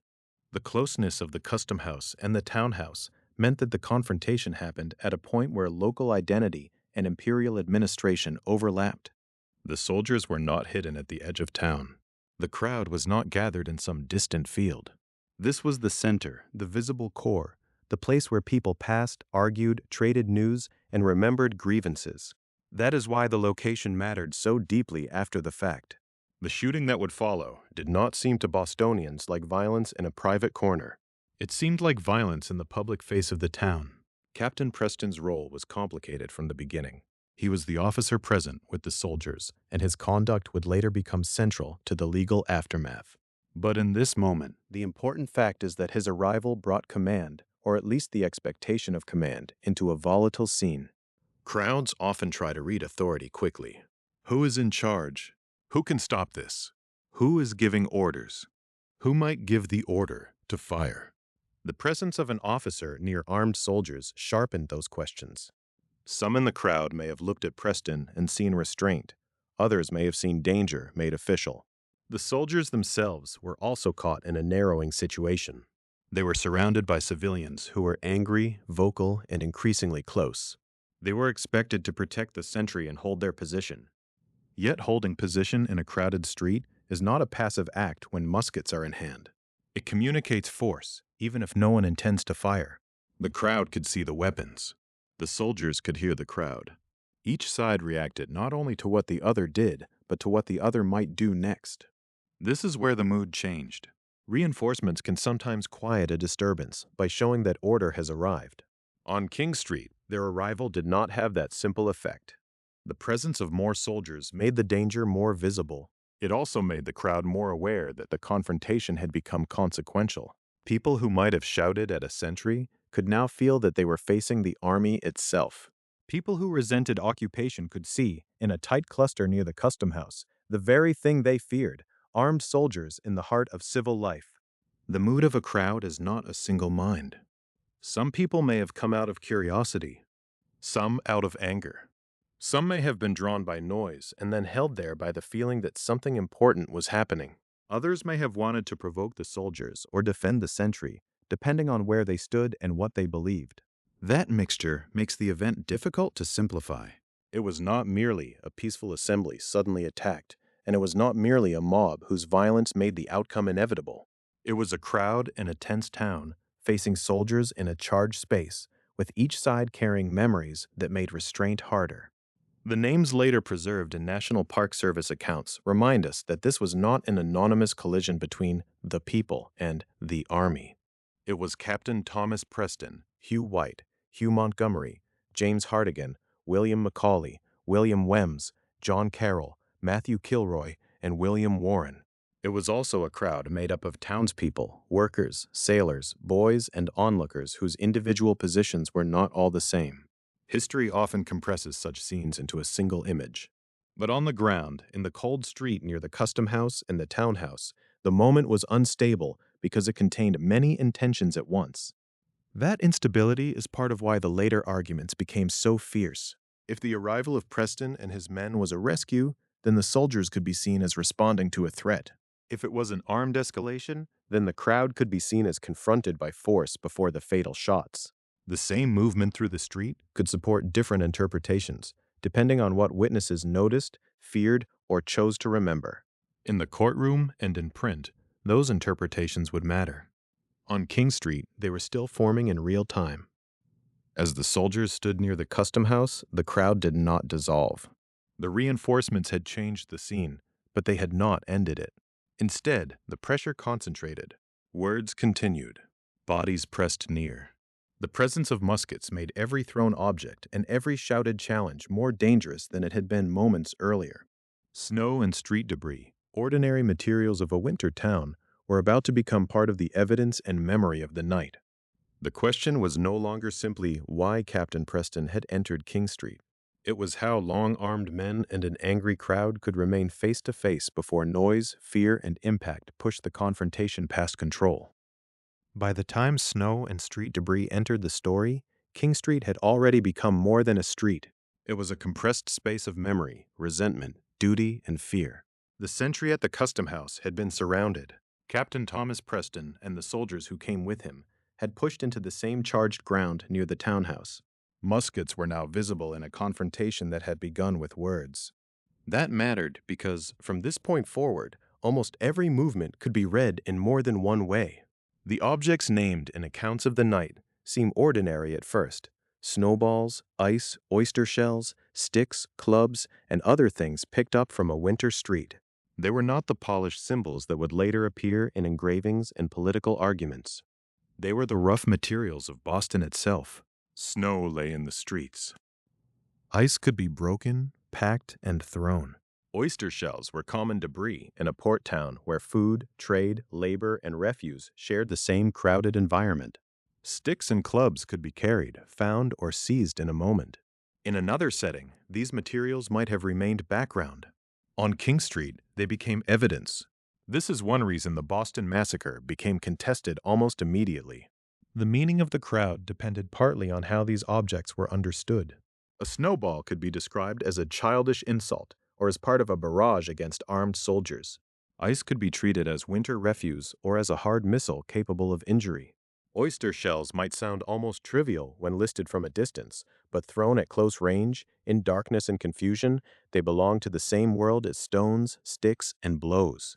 A club could suggest organized aggression, but the presence of clubs did not necessarily make every person in the crowd equally violent. The facts did not arrange themselves into a simple, moral picture. They had to be narrated, and the narration began while fear was still fresh. The pressure of the crowd was not only physical, it was also interpretive. Each side had reason to see danger.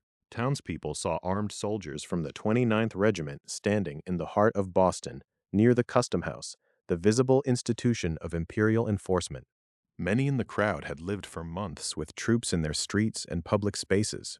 They had seen military power arrive in Boston Harbor, land at Long Wharf, pass the townhouse, and settle into the town's daily life. Soldiers, for their part, saw men pressing close, shouting, throwing things, and challenging them at a moment when their own sentry had already appeared to be under threat.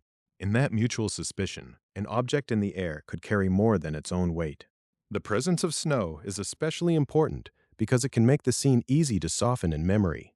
Snowballs sound familiar, even harmless, and later descriptions that emphasize them can make the crowd appear almost innocent, loud, perhaps disrespectful, but not truly dangerous. Yet the accounts do not name snowballs alone. They also name ice. They name oyster shells. They name sticks and clubs. The list matters because it prevents us from turning the crowd into a single image of harmless boys tossing winter playthings. It also prevents the opposite simplification, in which everyone present becomes an armed attacker intent on bloodshed. King Street was not a battlefield in the formal sense. It was a town street where anger, performance, courage, and recklessness overlapped. A crowd is not one mind. Some people may have come to watch. Some may have come to jeer. Some may have come because bells, rumors, or noise drew them toward the center of town. Some may have wanted to test the soldiers, to shame them, to provoke them, or to show that Boston's streets did not belong to the army. Others may have found themselves caught in the momentum of bodies and sound. This is part of what makes the scene difficult to reconstruct. Later, political writers could describe the dead as victims of military cruelty. Defense lawyers could emphasize the danger soldiers faced. Witnesses could remember different angles, different words, different gestures.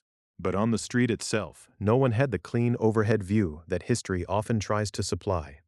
The objects thrown toward the soldiers made that uncertainty worse. A missile thrown from within a crowd does not identify its thrower once it lands.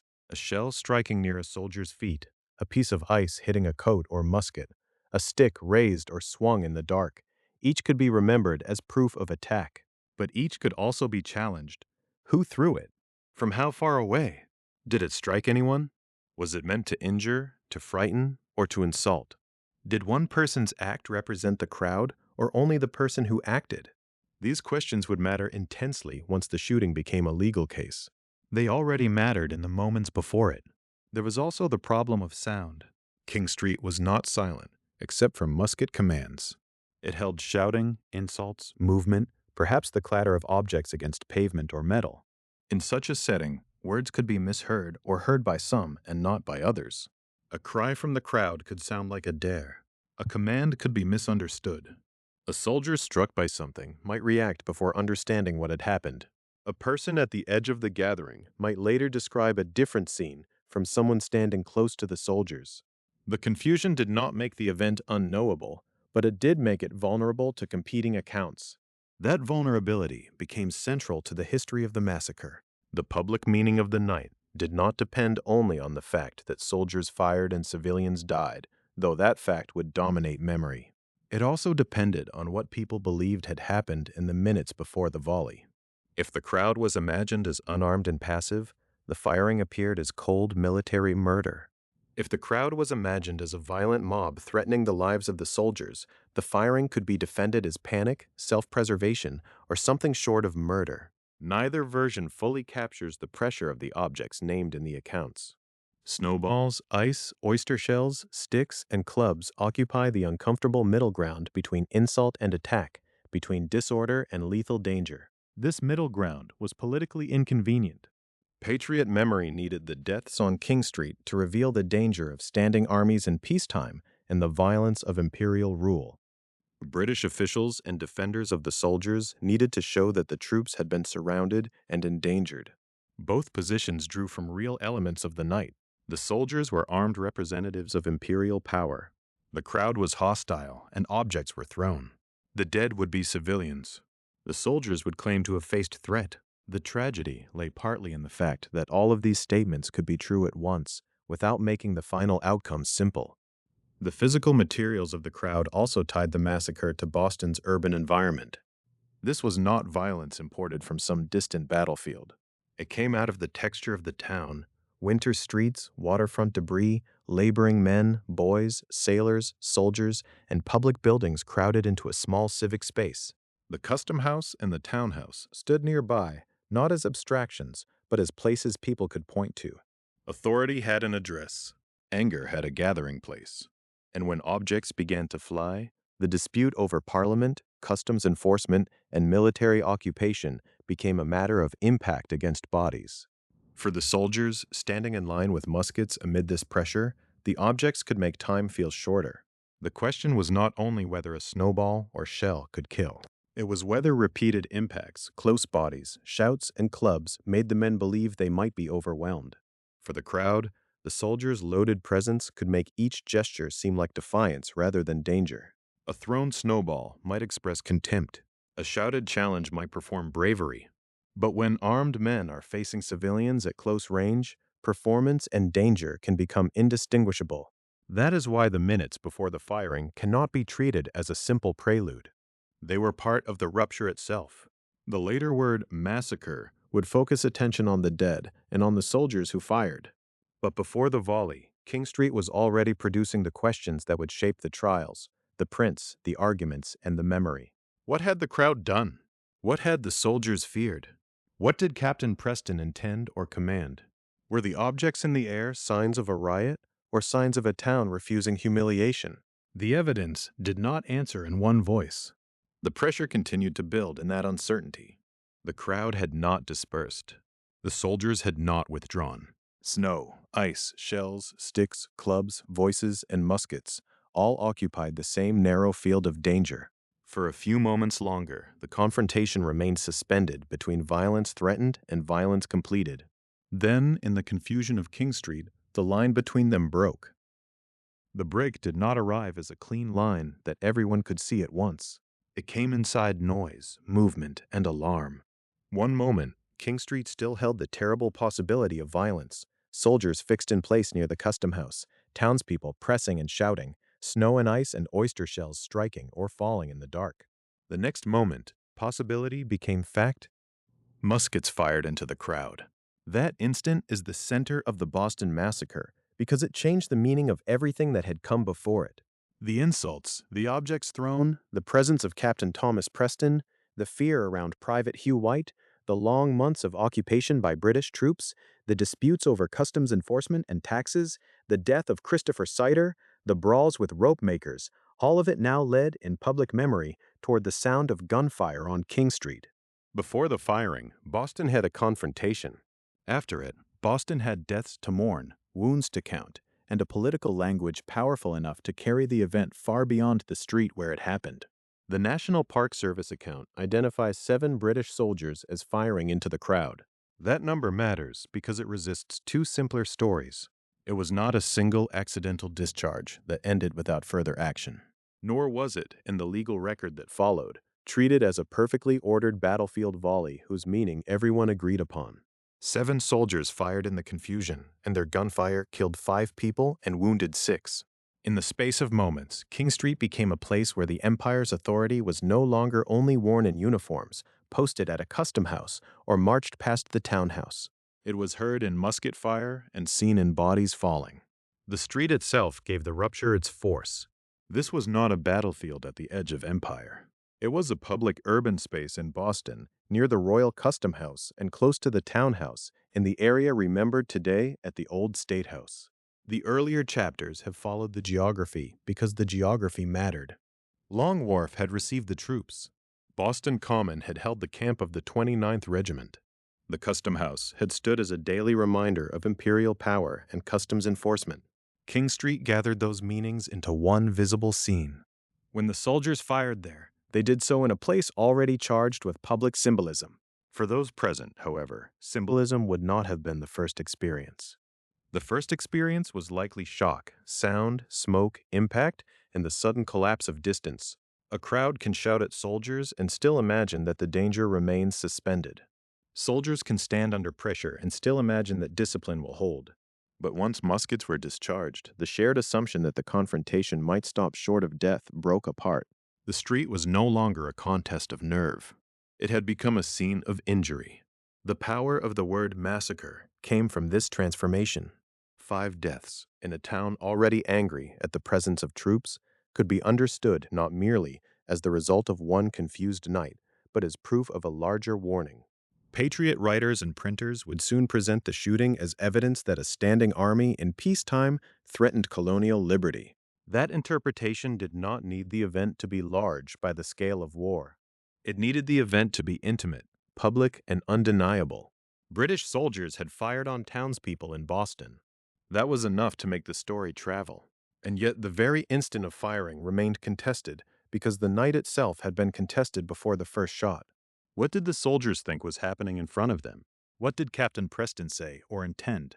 What did the crowd's pressure mean?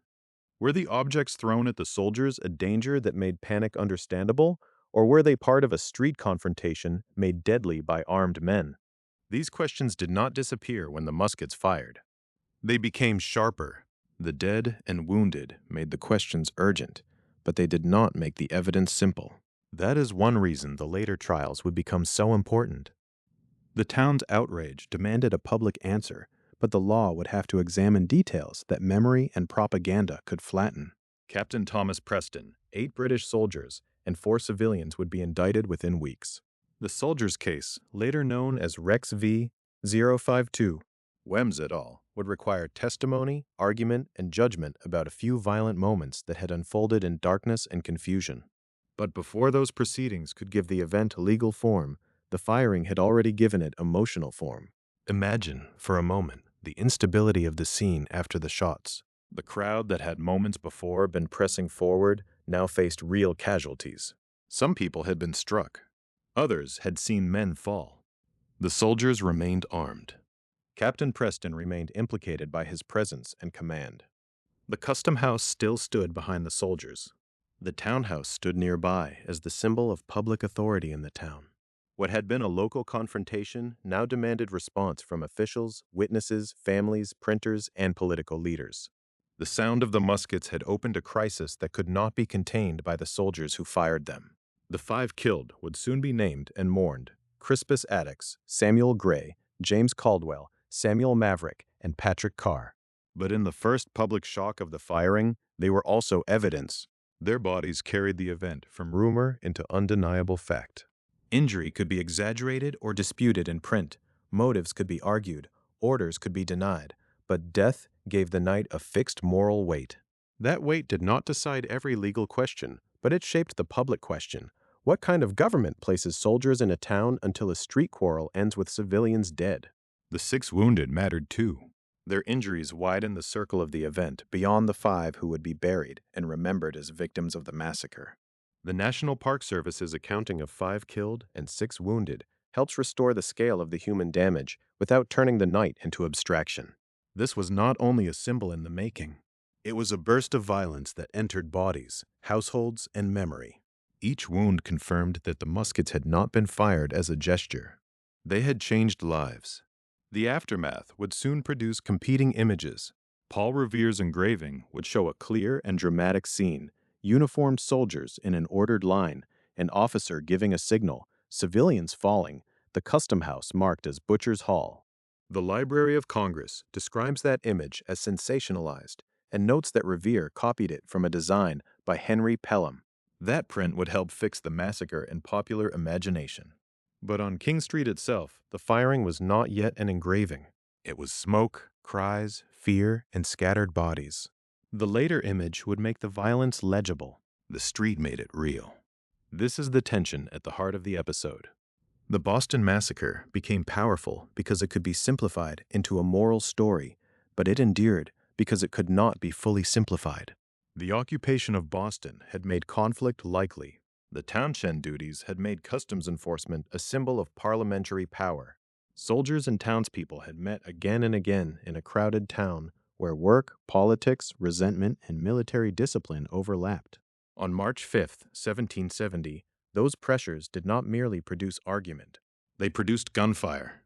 The volley on King Street was therefore both an ending and a beginning. It ended the fragile possibility that this confrontation might pass into the record as another ugly encounter between soldiers and civilians. It began the public struggle over what the deaths meant. Officials would have to calm the town. Lawyers would have to test the evidence.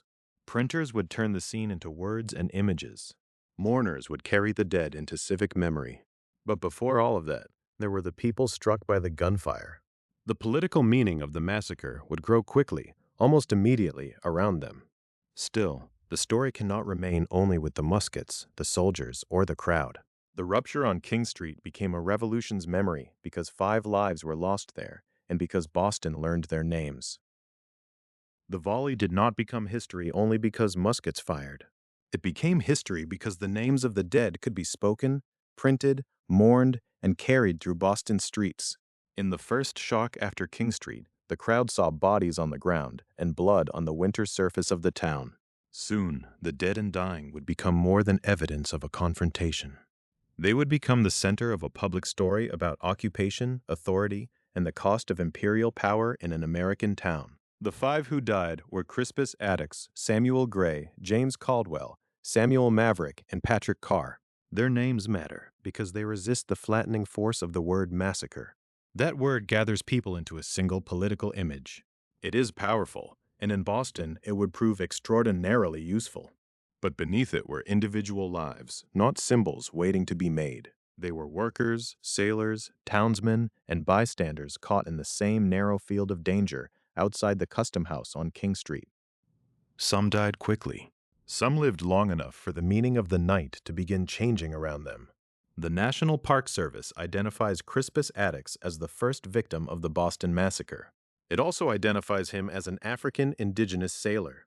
That description places Attucks at the center of more than one history at once.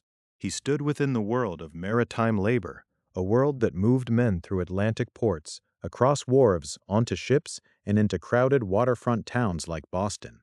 He also stood within histories of race, freedom, and belonging that the revolutionary story has often struggled to tell plainly. Attucks's later memory would become especially important. Black abolitionists, looking back on the founding era, saw in him a figure who challenged narrow versions of American liberty. If Boston's patriots claimed the massacre as evidence that armed power threatened colonial rights, Attucks's presence asked a deeper question: whose rights, whose liberty, and whose blood counted in the founding story? That question was not settled on King Street. It would echo for generations. But from the beginning, his death made it impossible to tell the story of the massacre honestly without including an African indigenous sailor among its first martyrs. Attucks was not alone in having no ordinary place to be returned to in Boston. According to the National Park Service, Attucks and James Caldwell had no family or home in the town. Because of that, their bodies lay in state at Faneuil Hall before burial. The detail is small, but it opens an important window into how Boston transformed death into public ritual. Faneuil Hall was not a private household. It was a civic space. To place bodies there was to make mourning public, to invite the town to see the dead not as anonymous casualties, but as people whose deaths belonged to Boston's collective conscience. James Caldwell, like Attucks, was among those killed by the gunfire on King Street. The surviving research notes do not give us a full biography of him, and that absence should not be covered over with invention. In a documentary story, silence in the record is also part of the truth. Caldwell's name comes down to us because he died that night, because Boston remembered him among the five, and because the burial and public response gathered him into the political meaning of the massacre. His life before the shooting is less visible to us than the uses made of his death afterward. That imbalance is itself a reminder of how many ordinary people enter history only at the moment violence overtakes them. Samuel Gray was another of the dead. His name appears beside the others in the list, repeated by historians, civic memorials, and the National Park Service. Like the rest, he was killed in a confrontation that had not begun as a formal battle. There were no armies facing each other across an open field. There was no declared war. Gray died on an urban street near the Royal Custom House and close to the townhouse in the midst of an argument over power that had been building for years but had taken shape in shouts, thrown objects, and fear. That is why the setting remains so important. King Street was not incidental. The Custom House represented customs enforcement, imperial revenue, and the townshend duties that had turned ordinary imported goods into political objects. The townhouse nearby represented the local seat of government and public authority. When Gray and the others fell there, their deaths seemed to many Bostonians to confirm what critics of the occupation had been warning, that soldiers quartered among civilians could turn a dispute in the street into a fatal assertion of force. Samuel Maverick's story adds another kind of pain to the list. He was 17 years old. He did not die immediately on the night of the shooting, but the morning after. That means his death belonged both to the violence of March 5th and to the stunned dawn that followed it. Boston awoke not only to rumors and anger, but to the knowledge that another wounded person had died from the volley. His age mattered. 17 is close enough to adulthood to be counted in public affairs, but young enough to sharpen grief. Only days earlier, Boston had still been carrying the emotional weight of Christopher Seider's death, the 11-year-old boy killed on February 22nd after Ebenezer Richardson fired into a group of boys. Maverick was older than Seider, and the circumstances were different, but together these deaths intensified a sense that young people were not being spared by the violence surrounding imperial enforcement and military presence. In a town already alive with resentment, Maverick's death the next morning made the massacre feel less like an episode that had ended with the last musket shot and more like an injury still unfolding. Patrick Carr's death stretched that unfolding even further. He did not die on March 5th or the morning after. He died from his wounds nearly 2 weeks later. For Boston, that delay mattered. It meant that the massacre remained present not only as memory, but as a living medical and emotional reality. Carr's suffering carried the event forward day by day. Each report of his condition, each sign that his wounds might prove fatal, kept the night on King Street from receding into the past. By the time Carr died, the town had already begun the work of interpretation. Officials had responded. Printers had begun shaping public understanding. Lawyers and witnesses would soon become part of the struggle over evidence. But Carr's death reminded everyone that interpretation did not erase bodily consequence. The massacre was not only an argument about whether Captain Preston gave an order, or whether soldiers fired in fear, or whether the crowd was riotous or abused. It was also a set of wounds, some instantly fatal, some slowly so. The 5 victims were buried at Granary Burying Ground in Boston. The city of Boston notes that the 5 victims of the massacre are among the historic figures interred there. Granary Burying Ground, established in the 17th century, would become one of the city's most charged landscapes of memory. It held many of Boston's dead, but the burial of Attucks, Gray, Caldwell, Maverick, and Carr gave the massacre a physical place beyond King Street. The story now had 2 civic locations: the site of violence near the Custom House, and the place where the dead were laid among the town's remembered people. Funeral ritual did political work. It did not need to invent grief. The grief was real. But public mourning gave grief a direction. The bodies of Attucks and Caldwell lying in state at Faneuil Hall, the burial at Granary Burying Ground, and the repeated naming of all 5 victims helped turn scattered outrage into shared memory. A crowd that had been chaotic on King Street could become a mourning public. A town that had shouted against soldiers could now walk behind coffins. In that movement, Boston changed the meaning of the night. The dead also complicated the later legal story. The trials would have to address responsibility under law, not merely passion in the streets. John Adams and Josiah Quincy would defend the soldiers. Robert Treat Paine and Samuel Quincy would be among the prosecution lawyers. Witnesses would describe confusion, danger, orders, impacts, and shots. The law would not simply ask whether 5 people had died. That was already known. It would ask who bore criminal responsibility for their deaths and to what degree. But before the courtroom could narrow the questions, public memory widened them. To many Bostonians, the 5 dead stood for the dangers of a standing army in a peacetime town. Their names could be joined to the broader grievances already familiar from the townshend duties, customs enforcement, troops on Boston Common, and soldiers moving through streets where civilians worked and argued. The dead became proof, in patriot memory, that political conflict had crossed into lethal force. Still, the dignity of this chapter rests in not making them only instruments of a cause. Crispus Attucks, Samuel Gray, James Caldwell, Samuel Maverick, and Patrick Carr did not die as abstractions. They died as people struck by gunfire near the Custom House on King Street. One was an African indigenous sailor remembered as the first victim. One was a young man of 17 who died the next morning. One lingered nearly 2 weeks before his wounds ended his life. 2, Attucks and Caldwell had no family or home in Boston, and so the town placed their bodies in a public hall before burial. The massacre became a revolutionary memory because Boston learned how to mourn publicly and argue politically at the same time. The names of the dead gave force to anger, but they also demanded something more immediate than propaganda. A furious town needed assurance that bloodshed would not simply vanish into military silence. The bodies had been carried from King Street, but the crowd's fear and rage remained. To prevent another rupture, authority had to appear, speak, and promise that the deaths would be answered by justice. The demand for justice began while the night was still unsettled. The dead and wounded had been carried from King Street, but the meaning of the shooting had not yet been contained. In a town already strained by troops, customs enforcement, funerals, and rumor, the danger did not end when the muskets stopped. It changed shape. What had been a confrontation between soldiers and townspeople became a confrontation between public anger and public authority. That is why the arrival of Lieutenant Governor Thomas Hutchinson mattered. Hutchinson came into a scene where the violence had already crossed the line from threat to fact. The shooting had occurred near the Custom House on King Street, close to the townhouse, in the civic center of Boston. This was not an isolated corner of the town. It was a place where imperial power and local life were already pressed against each other. The Custom House represented the enforcement of trade laws and duties. The townhouse stood at the center of public business. The streets around them were familiar to merchants, workers, sailors, boys, officials, and soldiers. When blood was spilled there, the event immediately belonged to the town. The crowd that remained was not just grieving. It was furious.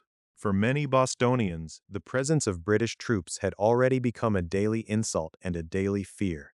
The 14th and 29th Regiments had arrived in Boston in 1768 after disputes over customs enforcement and colonial resistance. Their landing at Long Wharf, their movement past the townhouse, and the camp of the 29th Regiment on Boston Common had made military occupation visible. By March 5, 1770, soldiers were not strangers passing through. They were part of the pressure of ordinary streets. Now, after the firing, the question was whether more violence would follow. Hutchinson's first task was immediate and practical, to restore enough order that the night would not become a larger catastrophe. According to the established accounts of the massacre's aftermath, he ordered the soldiers back to their barracks. That order was not a minor detail. The soldiers' presence on King Street had become the central focus of rage. As long as armed men remained in view, the crowd could read their presence as defiance, protection of the shooters, or preparation for more force. Removing them from the street lowered the visible temperature of the crisis. But sending soldiers back to barracks was only one part of what the moment required. Boston did not need only dispersal. It needed assurance. It needed to hear that the deaths of Crispus Attucks, Samuel Gray, James Caldwell, Samuel Maverick, and the fatal wounding of Patrick Carr would not be hidden inside military command or dismissed as the cost of keeping order. Hutchinson promised the crowd that justice would be done. The promise carried weight because it had to speak to two fears at once. The first fear was immediate, that the crowd and the troops might collide again before morning. The second fear was political, that soldiers who fired on townspeople might escape ordinary accountability because they wore the king's uniform. In Boston's tense atmosphere, those fears could not be separated. Calm depended on credibility. If the town believed that justice was only a word, anger could return to the street. Hutchinson occupied a difficult position. He was not a patriot printer or a mourning townsman. He was a royal official, part of the imperial structure that many Bostonians already distrusted. Yet on that night, precisely because he represented authority, his promise mattered. If official power was going to prevent another eruption, it had to do more than command silence. It had to submit the shooting to a public process. That process would become one of the most important parts of the massacre story. Captain Thomas Preston, 8 British soldiers, and 4 civilians were indicted within weeks. Formal arraignment would not occur until September 7, 1770, and the trials themselves would unfold later in the year. Preston's trial would begin on October 24th and end on October 30th, with a not guilty verdict. The soldiers' trial, known as Rex v. Zerium-Barham, Wems et al., would begin on November 27th, with the verdict announced on December 5th. But on the night of the shooting, those later stages were still only a possibility. They depended on the first promise that the dead and wounded would be answered through law. That distinction is crucial. The promise of justice did not mean the promise of convictions. It did not mean that the crowd's version of events would automatically become the court's judgment. It meant that the shooting would be investigated, charged, argued, and heard. In a town alive with rumor and grief, that mattered. Public anger needed a path that did not require another fight in the street. The massacre would later be remembered through powerful images and political language, but the legal aftermath reminds us that Boston's response was not simply mob vengeance. The same town that mourned the dead and condemned the presence of troops also became the setting for defense counsel, prosecution lawyers, witness testimony, jury deliberation, acquittals, and manslaughter convictions. John Adams and Josiah Quincy would defend the British soldiers. Robert Treat Paine and Samuel Quincy would be among the prosecution lawyers. The facts would be contested, and the courtroom would not give every patriot the answer he wanted. That complexity began in the pause after the shooting, when Hutchinson's words had to hold back chaos long enough for institutions to act. The crowd's anger was understandable. 5 people would die because of what happened on King Street. The first victims lay in the memory of the town almost immediately: Attucks, Gray, Caldwell, Maverick, and Carr. The wounds were not abstract. They belonged to bodies seen by neighbors, carried by hands, mourned in public. 2 of the dead, Attucks and Caldwell, had no family or home in Boston, and their bodies lay in state at Faneuil Hall before burial. The deaths were personal, civic, and political at the same time. Yet a public death does not automatically produce public justice. It can produce retaliation. It can produce panic. It can produce rumor so powerful that facts lose all shape. Hutchinson's intervention mattered because it created a narrow bridge between the blood on King Street and the legal proceedings that would follow. He could not remove the grief. He could not erase the fear created by troops in town. He could not settle in that moment whether the soldiers had acted in panic, discipline, confusion, or malice. What he could do was promise that the matter would not disappear. For a furious Boston, that promise was both necessary and fragile. The soldiers' withdrawal to barracks signaled that the street no longer belonged to the armed line that had fired. The promise of justice signaled that the deaths would move into a public arena where officials, lawyers, witnesses, and jurors would have to reckon with them. This was not reconciliation. It was containment. But containment was essential. Without it, the massacre might have continued as a night of widening violence rather than becoming a case, a funeral, a printed image, and eventually a revolutionary memory. Hutchinson's appearance also reveals one of the central tensions of the entire episode. The crisis in Boston was a crisis of authority. Parliament claimed the right to tax the colonies through measures such as the townshend duties on lead, glass, paper, paint, and tea. Customs officials claimed the right to enforce imperial law. Soldiers claimed the authority of military order. Townspeople claimed the rights of English subjects and the dignity of a community, not to be ruled by troops in its streets. After the shooting, all of those claims converged in one urgent question: who had the power to define what had happened? Hutchinson's answer, at least in public, was that the law must answer. But law works slowly, and memory works quickly. Even as the official process began to take shape, the town's emotional process was already moving. The dead would be mourned. The funerals would turn private loss into civic ritual. Printers would give the event language. Artists and engravers would give it form. The promise of justice helped quiet the immediate crowd, but it could not control the meaning that Bostonians would make from the scene. That meaning soon traveled beyond spoken testimony and official procedure. The shooting on King Street became something people could hold in their hands, study with their eyes, and send across distance. In print, the confusion of the night would be arranged into a sharper story: soldiers in formation, civilians falling, an officer's gesture, familiar buildings, and a name that made accusation unforgettable. The law would ask what could be proved. The image would ask what could be remembered. The meaning that escaped official control did not travel first as a careful legal brief. It traveled as a picture. In the weeks after the shooting on King Street, Boston's printers and engravers helped turn a night of confusion into a public image. Among the most famous results was Paul Revere's engraving, The Bloody Massacre Perpetrated in King Street, Boston, on March 5, 1770, by a party of the 29th Regiment. Even in its title, the print did more than identify an event. It accused. It chose the word massacre. It named the soldiers as a party of the 29th Regiment. It fixed King Street as the scene of bloodshed and gave viewers a way to imagine what many of them had not seen with their own eyes. The Library of Congress describes Revere's image as sensationalized.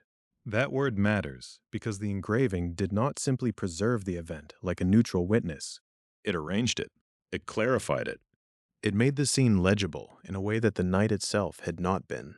Trial testimony would later suggest fear, disorder, contradictory perceptions, and sudden violence.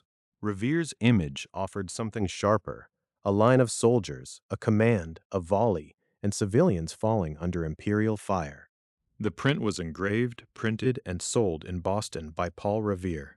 Yet, the Library of Congress also notes that Revere copied the image from a design by Henry Pelham. That detail complicates the familiar story.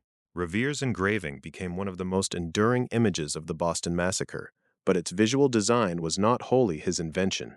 It came from Pelham's work and then moved through Revere's hands into a broader political marketplace.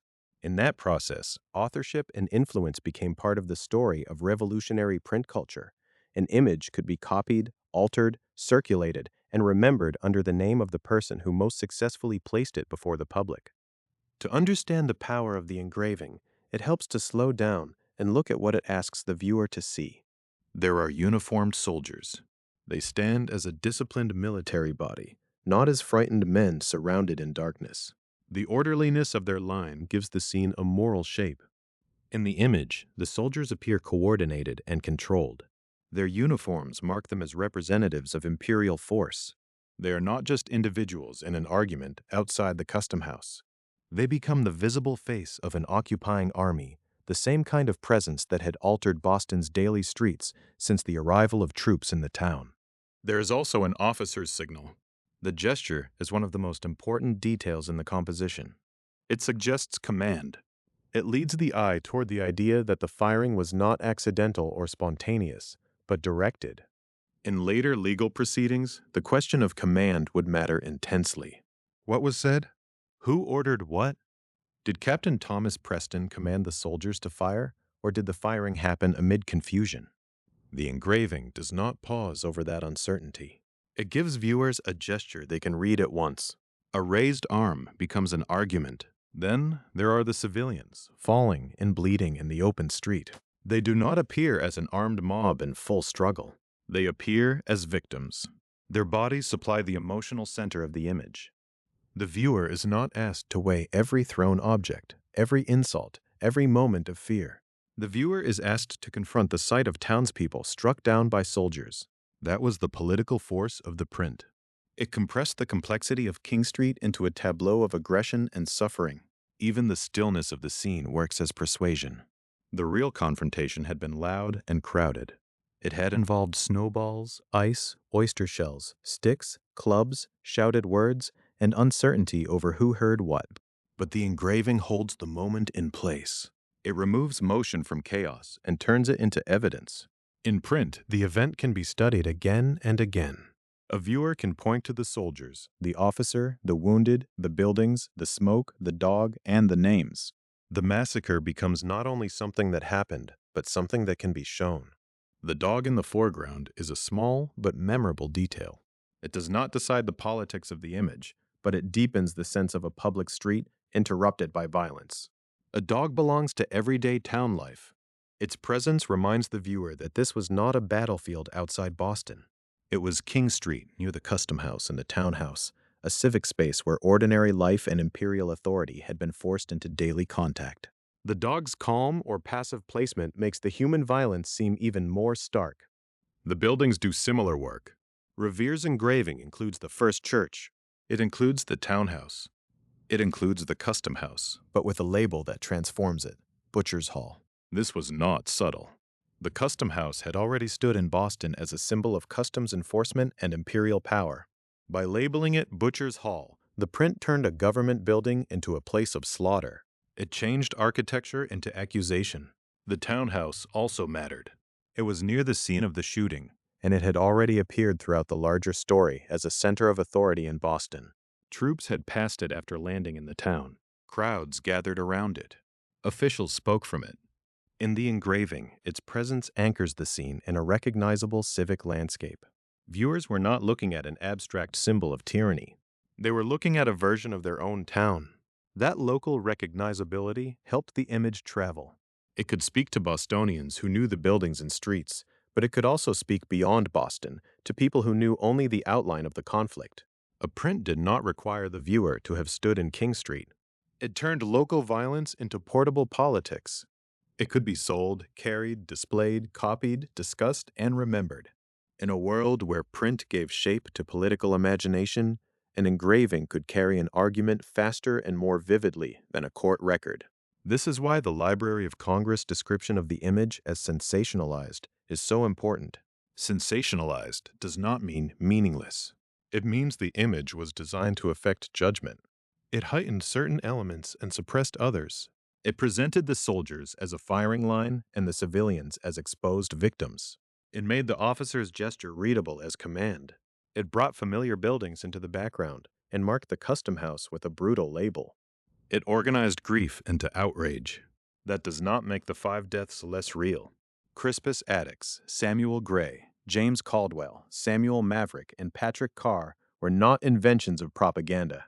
Their names had already given the town's grief a public form. But the engraving helped shape how those deaths would be understood beyond the immediate circle of witnesses and mourners. The dead became part of a visual story about standing armies, imperial rule, and the dangers of military power in a civilian town. The title itself carried that work.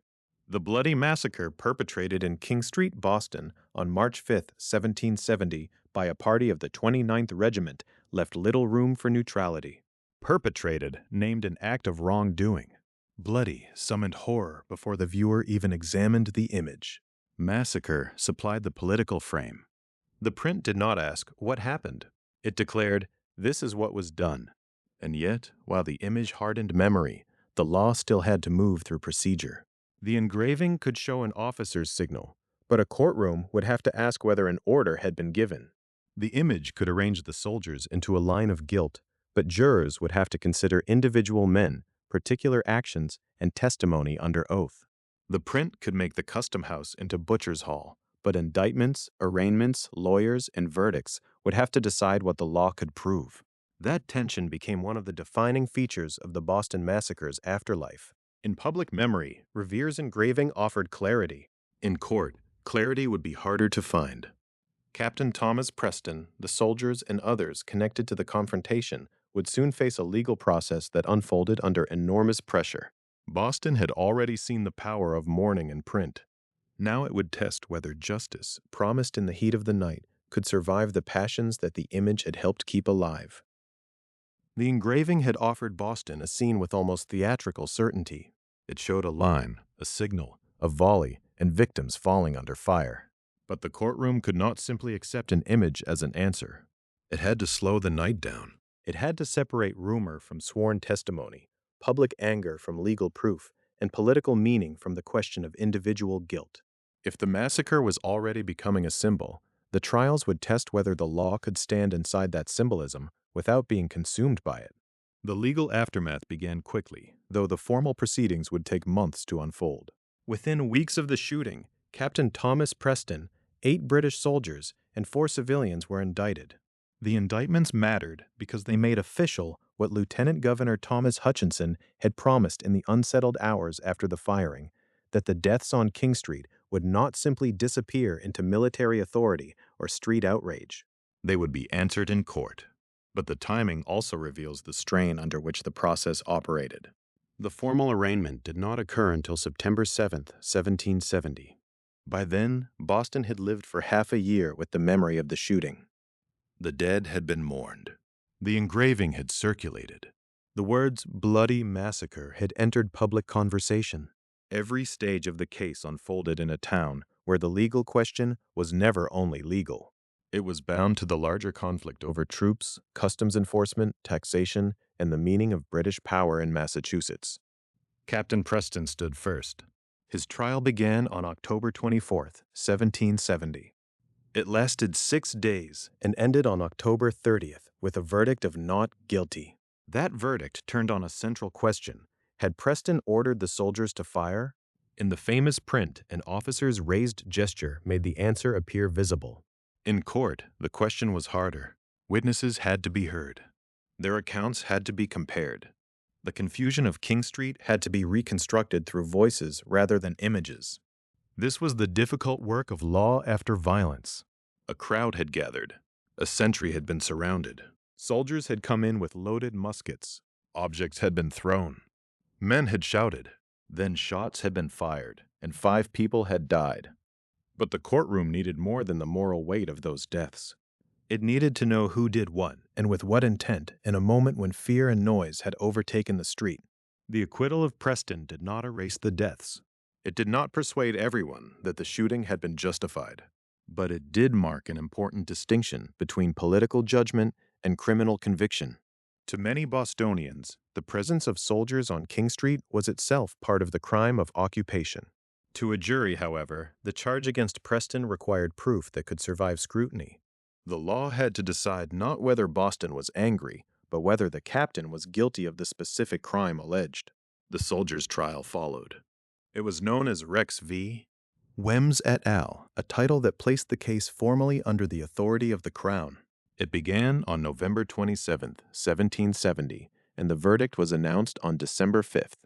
The defendants were the soldiers connected to the firing, men whose names had become attached to the night: Hugh Montgomery, James Hartigan, William Macaulay, Hugh White, William Wems, John Carroll, Matthew Kilroy, and William Warren.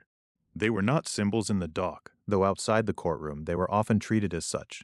They were individual defendants facing the possibility of conviction for killings that had already changed the politics of the town. John Adams and Josiah Quincy defended the soldiers. Robert Treat Paine and Samuel Quincy were among the prosecution lawyers.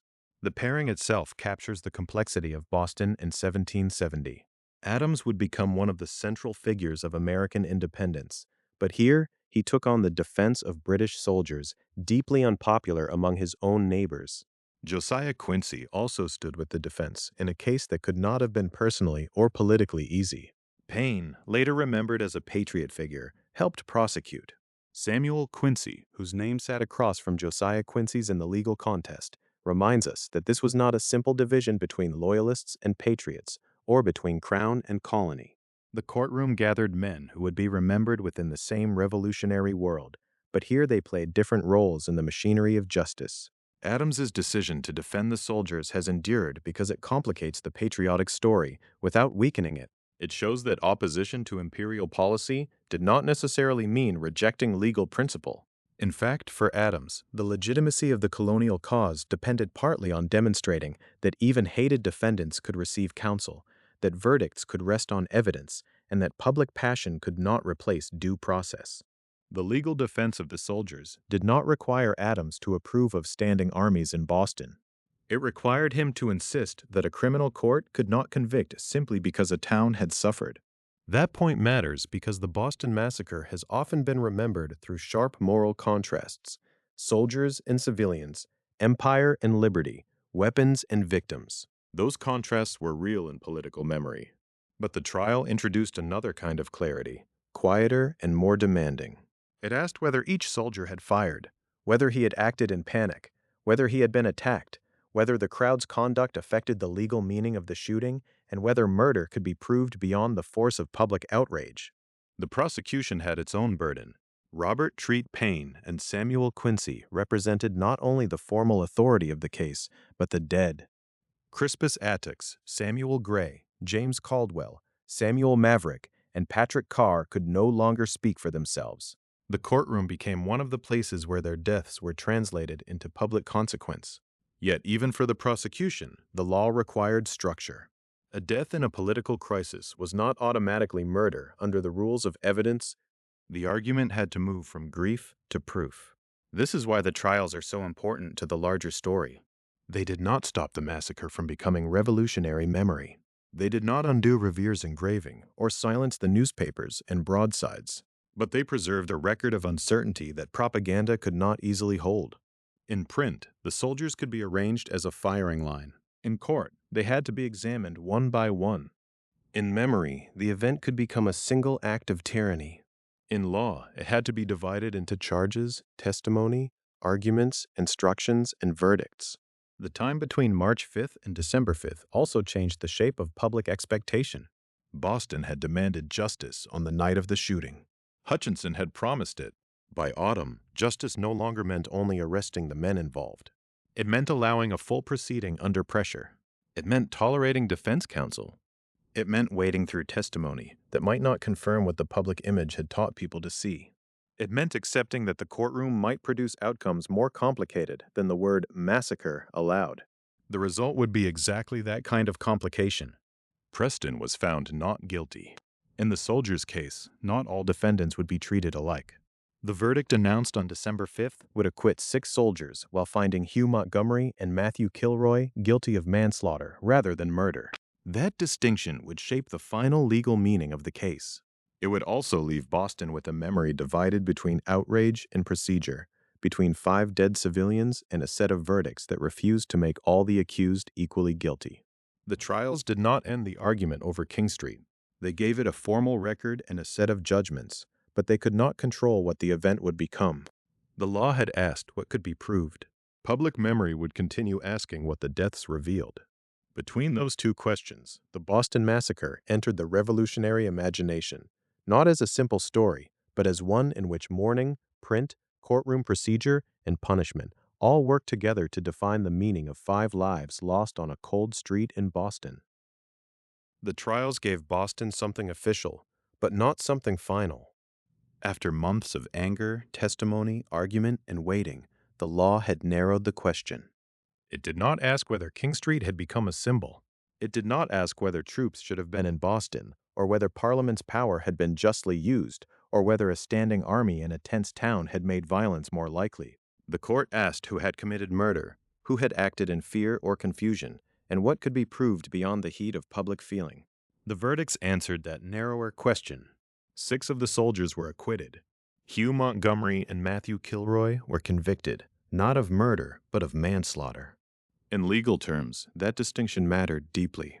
Murder could have taken them to the gallows. Manslaughter acknowledged unlawful killing, but it stopped short of the full weight of intentional murder. The jury, in effect, accepted that the night on King Street had not been a simple execution carried out by a single, disciplined machine. It had been a violent, chaotic encounter in which individual actions had to be separated from the larger political story already forming around them. Montgomery and Kilroy still faced grave punishment, but they avoided execution through benefit of clergy, an English law mechanism that allowed first-time offenders to escape the death penalty. The procedure belonged to an older legal world, one in which punishment, mercy, literacy, religion, and status had long been entangled. By 1770, it functioned as a way to reduce the consequences of certain capital convictions. It did not erase guilt. It did not declare the men innocent. It marked them as convicted men who would live. And then came the physical mark. Montgomery and Kilroy were branded with the letter M for manslaughter, where the thumb meets the palm. The detail is small, almost easy to pass over, but it carries the texture of the 18th century law. A verdict became flesh. A word spoken in court became a scar on the hand. The place of the brand mattered at the joining of thumb and palm, a visible and practical part of the body, close to work, grip, gesture, and touch. If the trials had transformed the shooting into testimony and judgment, the branding transformed judgment into memory, carried by the convicted men themselves. For Boston, however, the deeper mark was elsewhere. It was in newspapers, engravings, sermons, annual commemorations, and private recollections. It was in the way 5 deaths became a vocabulary for talking about power. The legal outcome was complicated. The public meaning became more durable. The 6 acquittals and the 2 manslaughter convictions did not fit neatly into the image of a planned slaughter. Yet the word massacre remained. It remained because it did work that a verdict could not do. It joined grief to accusation. It gave a name to the fear that armed authority, stationed in a civilian town, could turn ordinary streets into places of death. That is why the Boston Massacre cannot be understood only as a shooting, or only as a trial, or only as propaganda. It became powerful because all of those layers survived together. There was a real confrontation outside the Custom House on King Street. There were real objects thrown, real soldiers under pressure, real muskets fired, and real bodies falling. There were 5 men who died: Crispus Attucks, Samuel Gray, James Caldwell, Samuel Maverick, and Patrick Carr. There were families, friends, witnesses, officials, printers, lawyers, jurors, and mourners. There was Paul Revere's engraving, sensationalized in the way the Library of Congress describes, carrying a force that courtroom nuance could never match. There was John Adams's defense, remembered for insisting that even despised defendants were entitled to counsel, evidence, and a hearing. There was Thomas Hutchinson's promise that justice would be done. And there were verdicts that satisfied neither pure outrage nor pure exoneration. The afterlife of the massacre began almost at once because Boston already knew how to turn public death into public meaning. The funeral rituals had moved the story from the street into the civic heart of the town. According to the National Park Service, Crispus Attucks and James Caldwell had no family or home in Boston, so their bodies lay in state at Faneuil Hall before burial.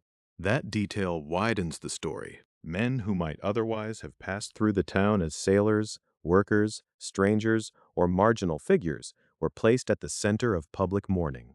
In death, they were gathered into Boston's political community. Their burial brought the 5 victims to Granary Burying Ground. The place itself had already become part of Boston's landscape of memory.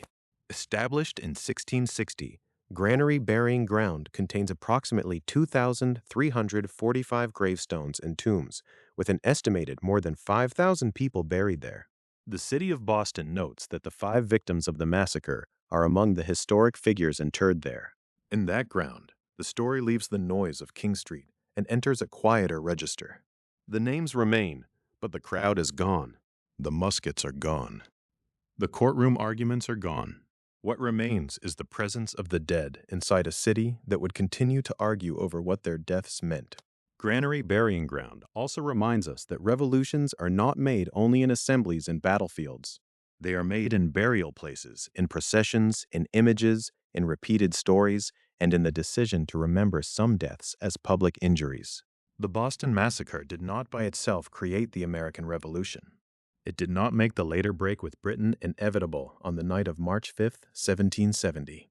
But it gave colonial resistance a scene that could be returned to again and again. It turned abstract arguments about taxation, customs enforcement, and military occupation into the image of blood on a familiar street. That transformation is the heart of the episode. The Townshend duties had placed imperial authority into the ordinary economy of lead, glass, paper, paint, and tea. Warships in the harbor and regiments on the streets had made power visible. Soldiers and townspeople had collided in workspaces, lanes, and public squares. Christopher Seider's death had already shown how quickly political conflict could reach children and households. The rope walk brawls had shown how labor, resentment, and military discipline could become physical. Then, outside the custom house, one confrontation joined all of those pressures in a single violent moment. Afterward, Boston's competing institutions each tried to impose meaning. Officials promised order. Courts weighed evidence. Lawyers argued for law over vengeance.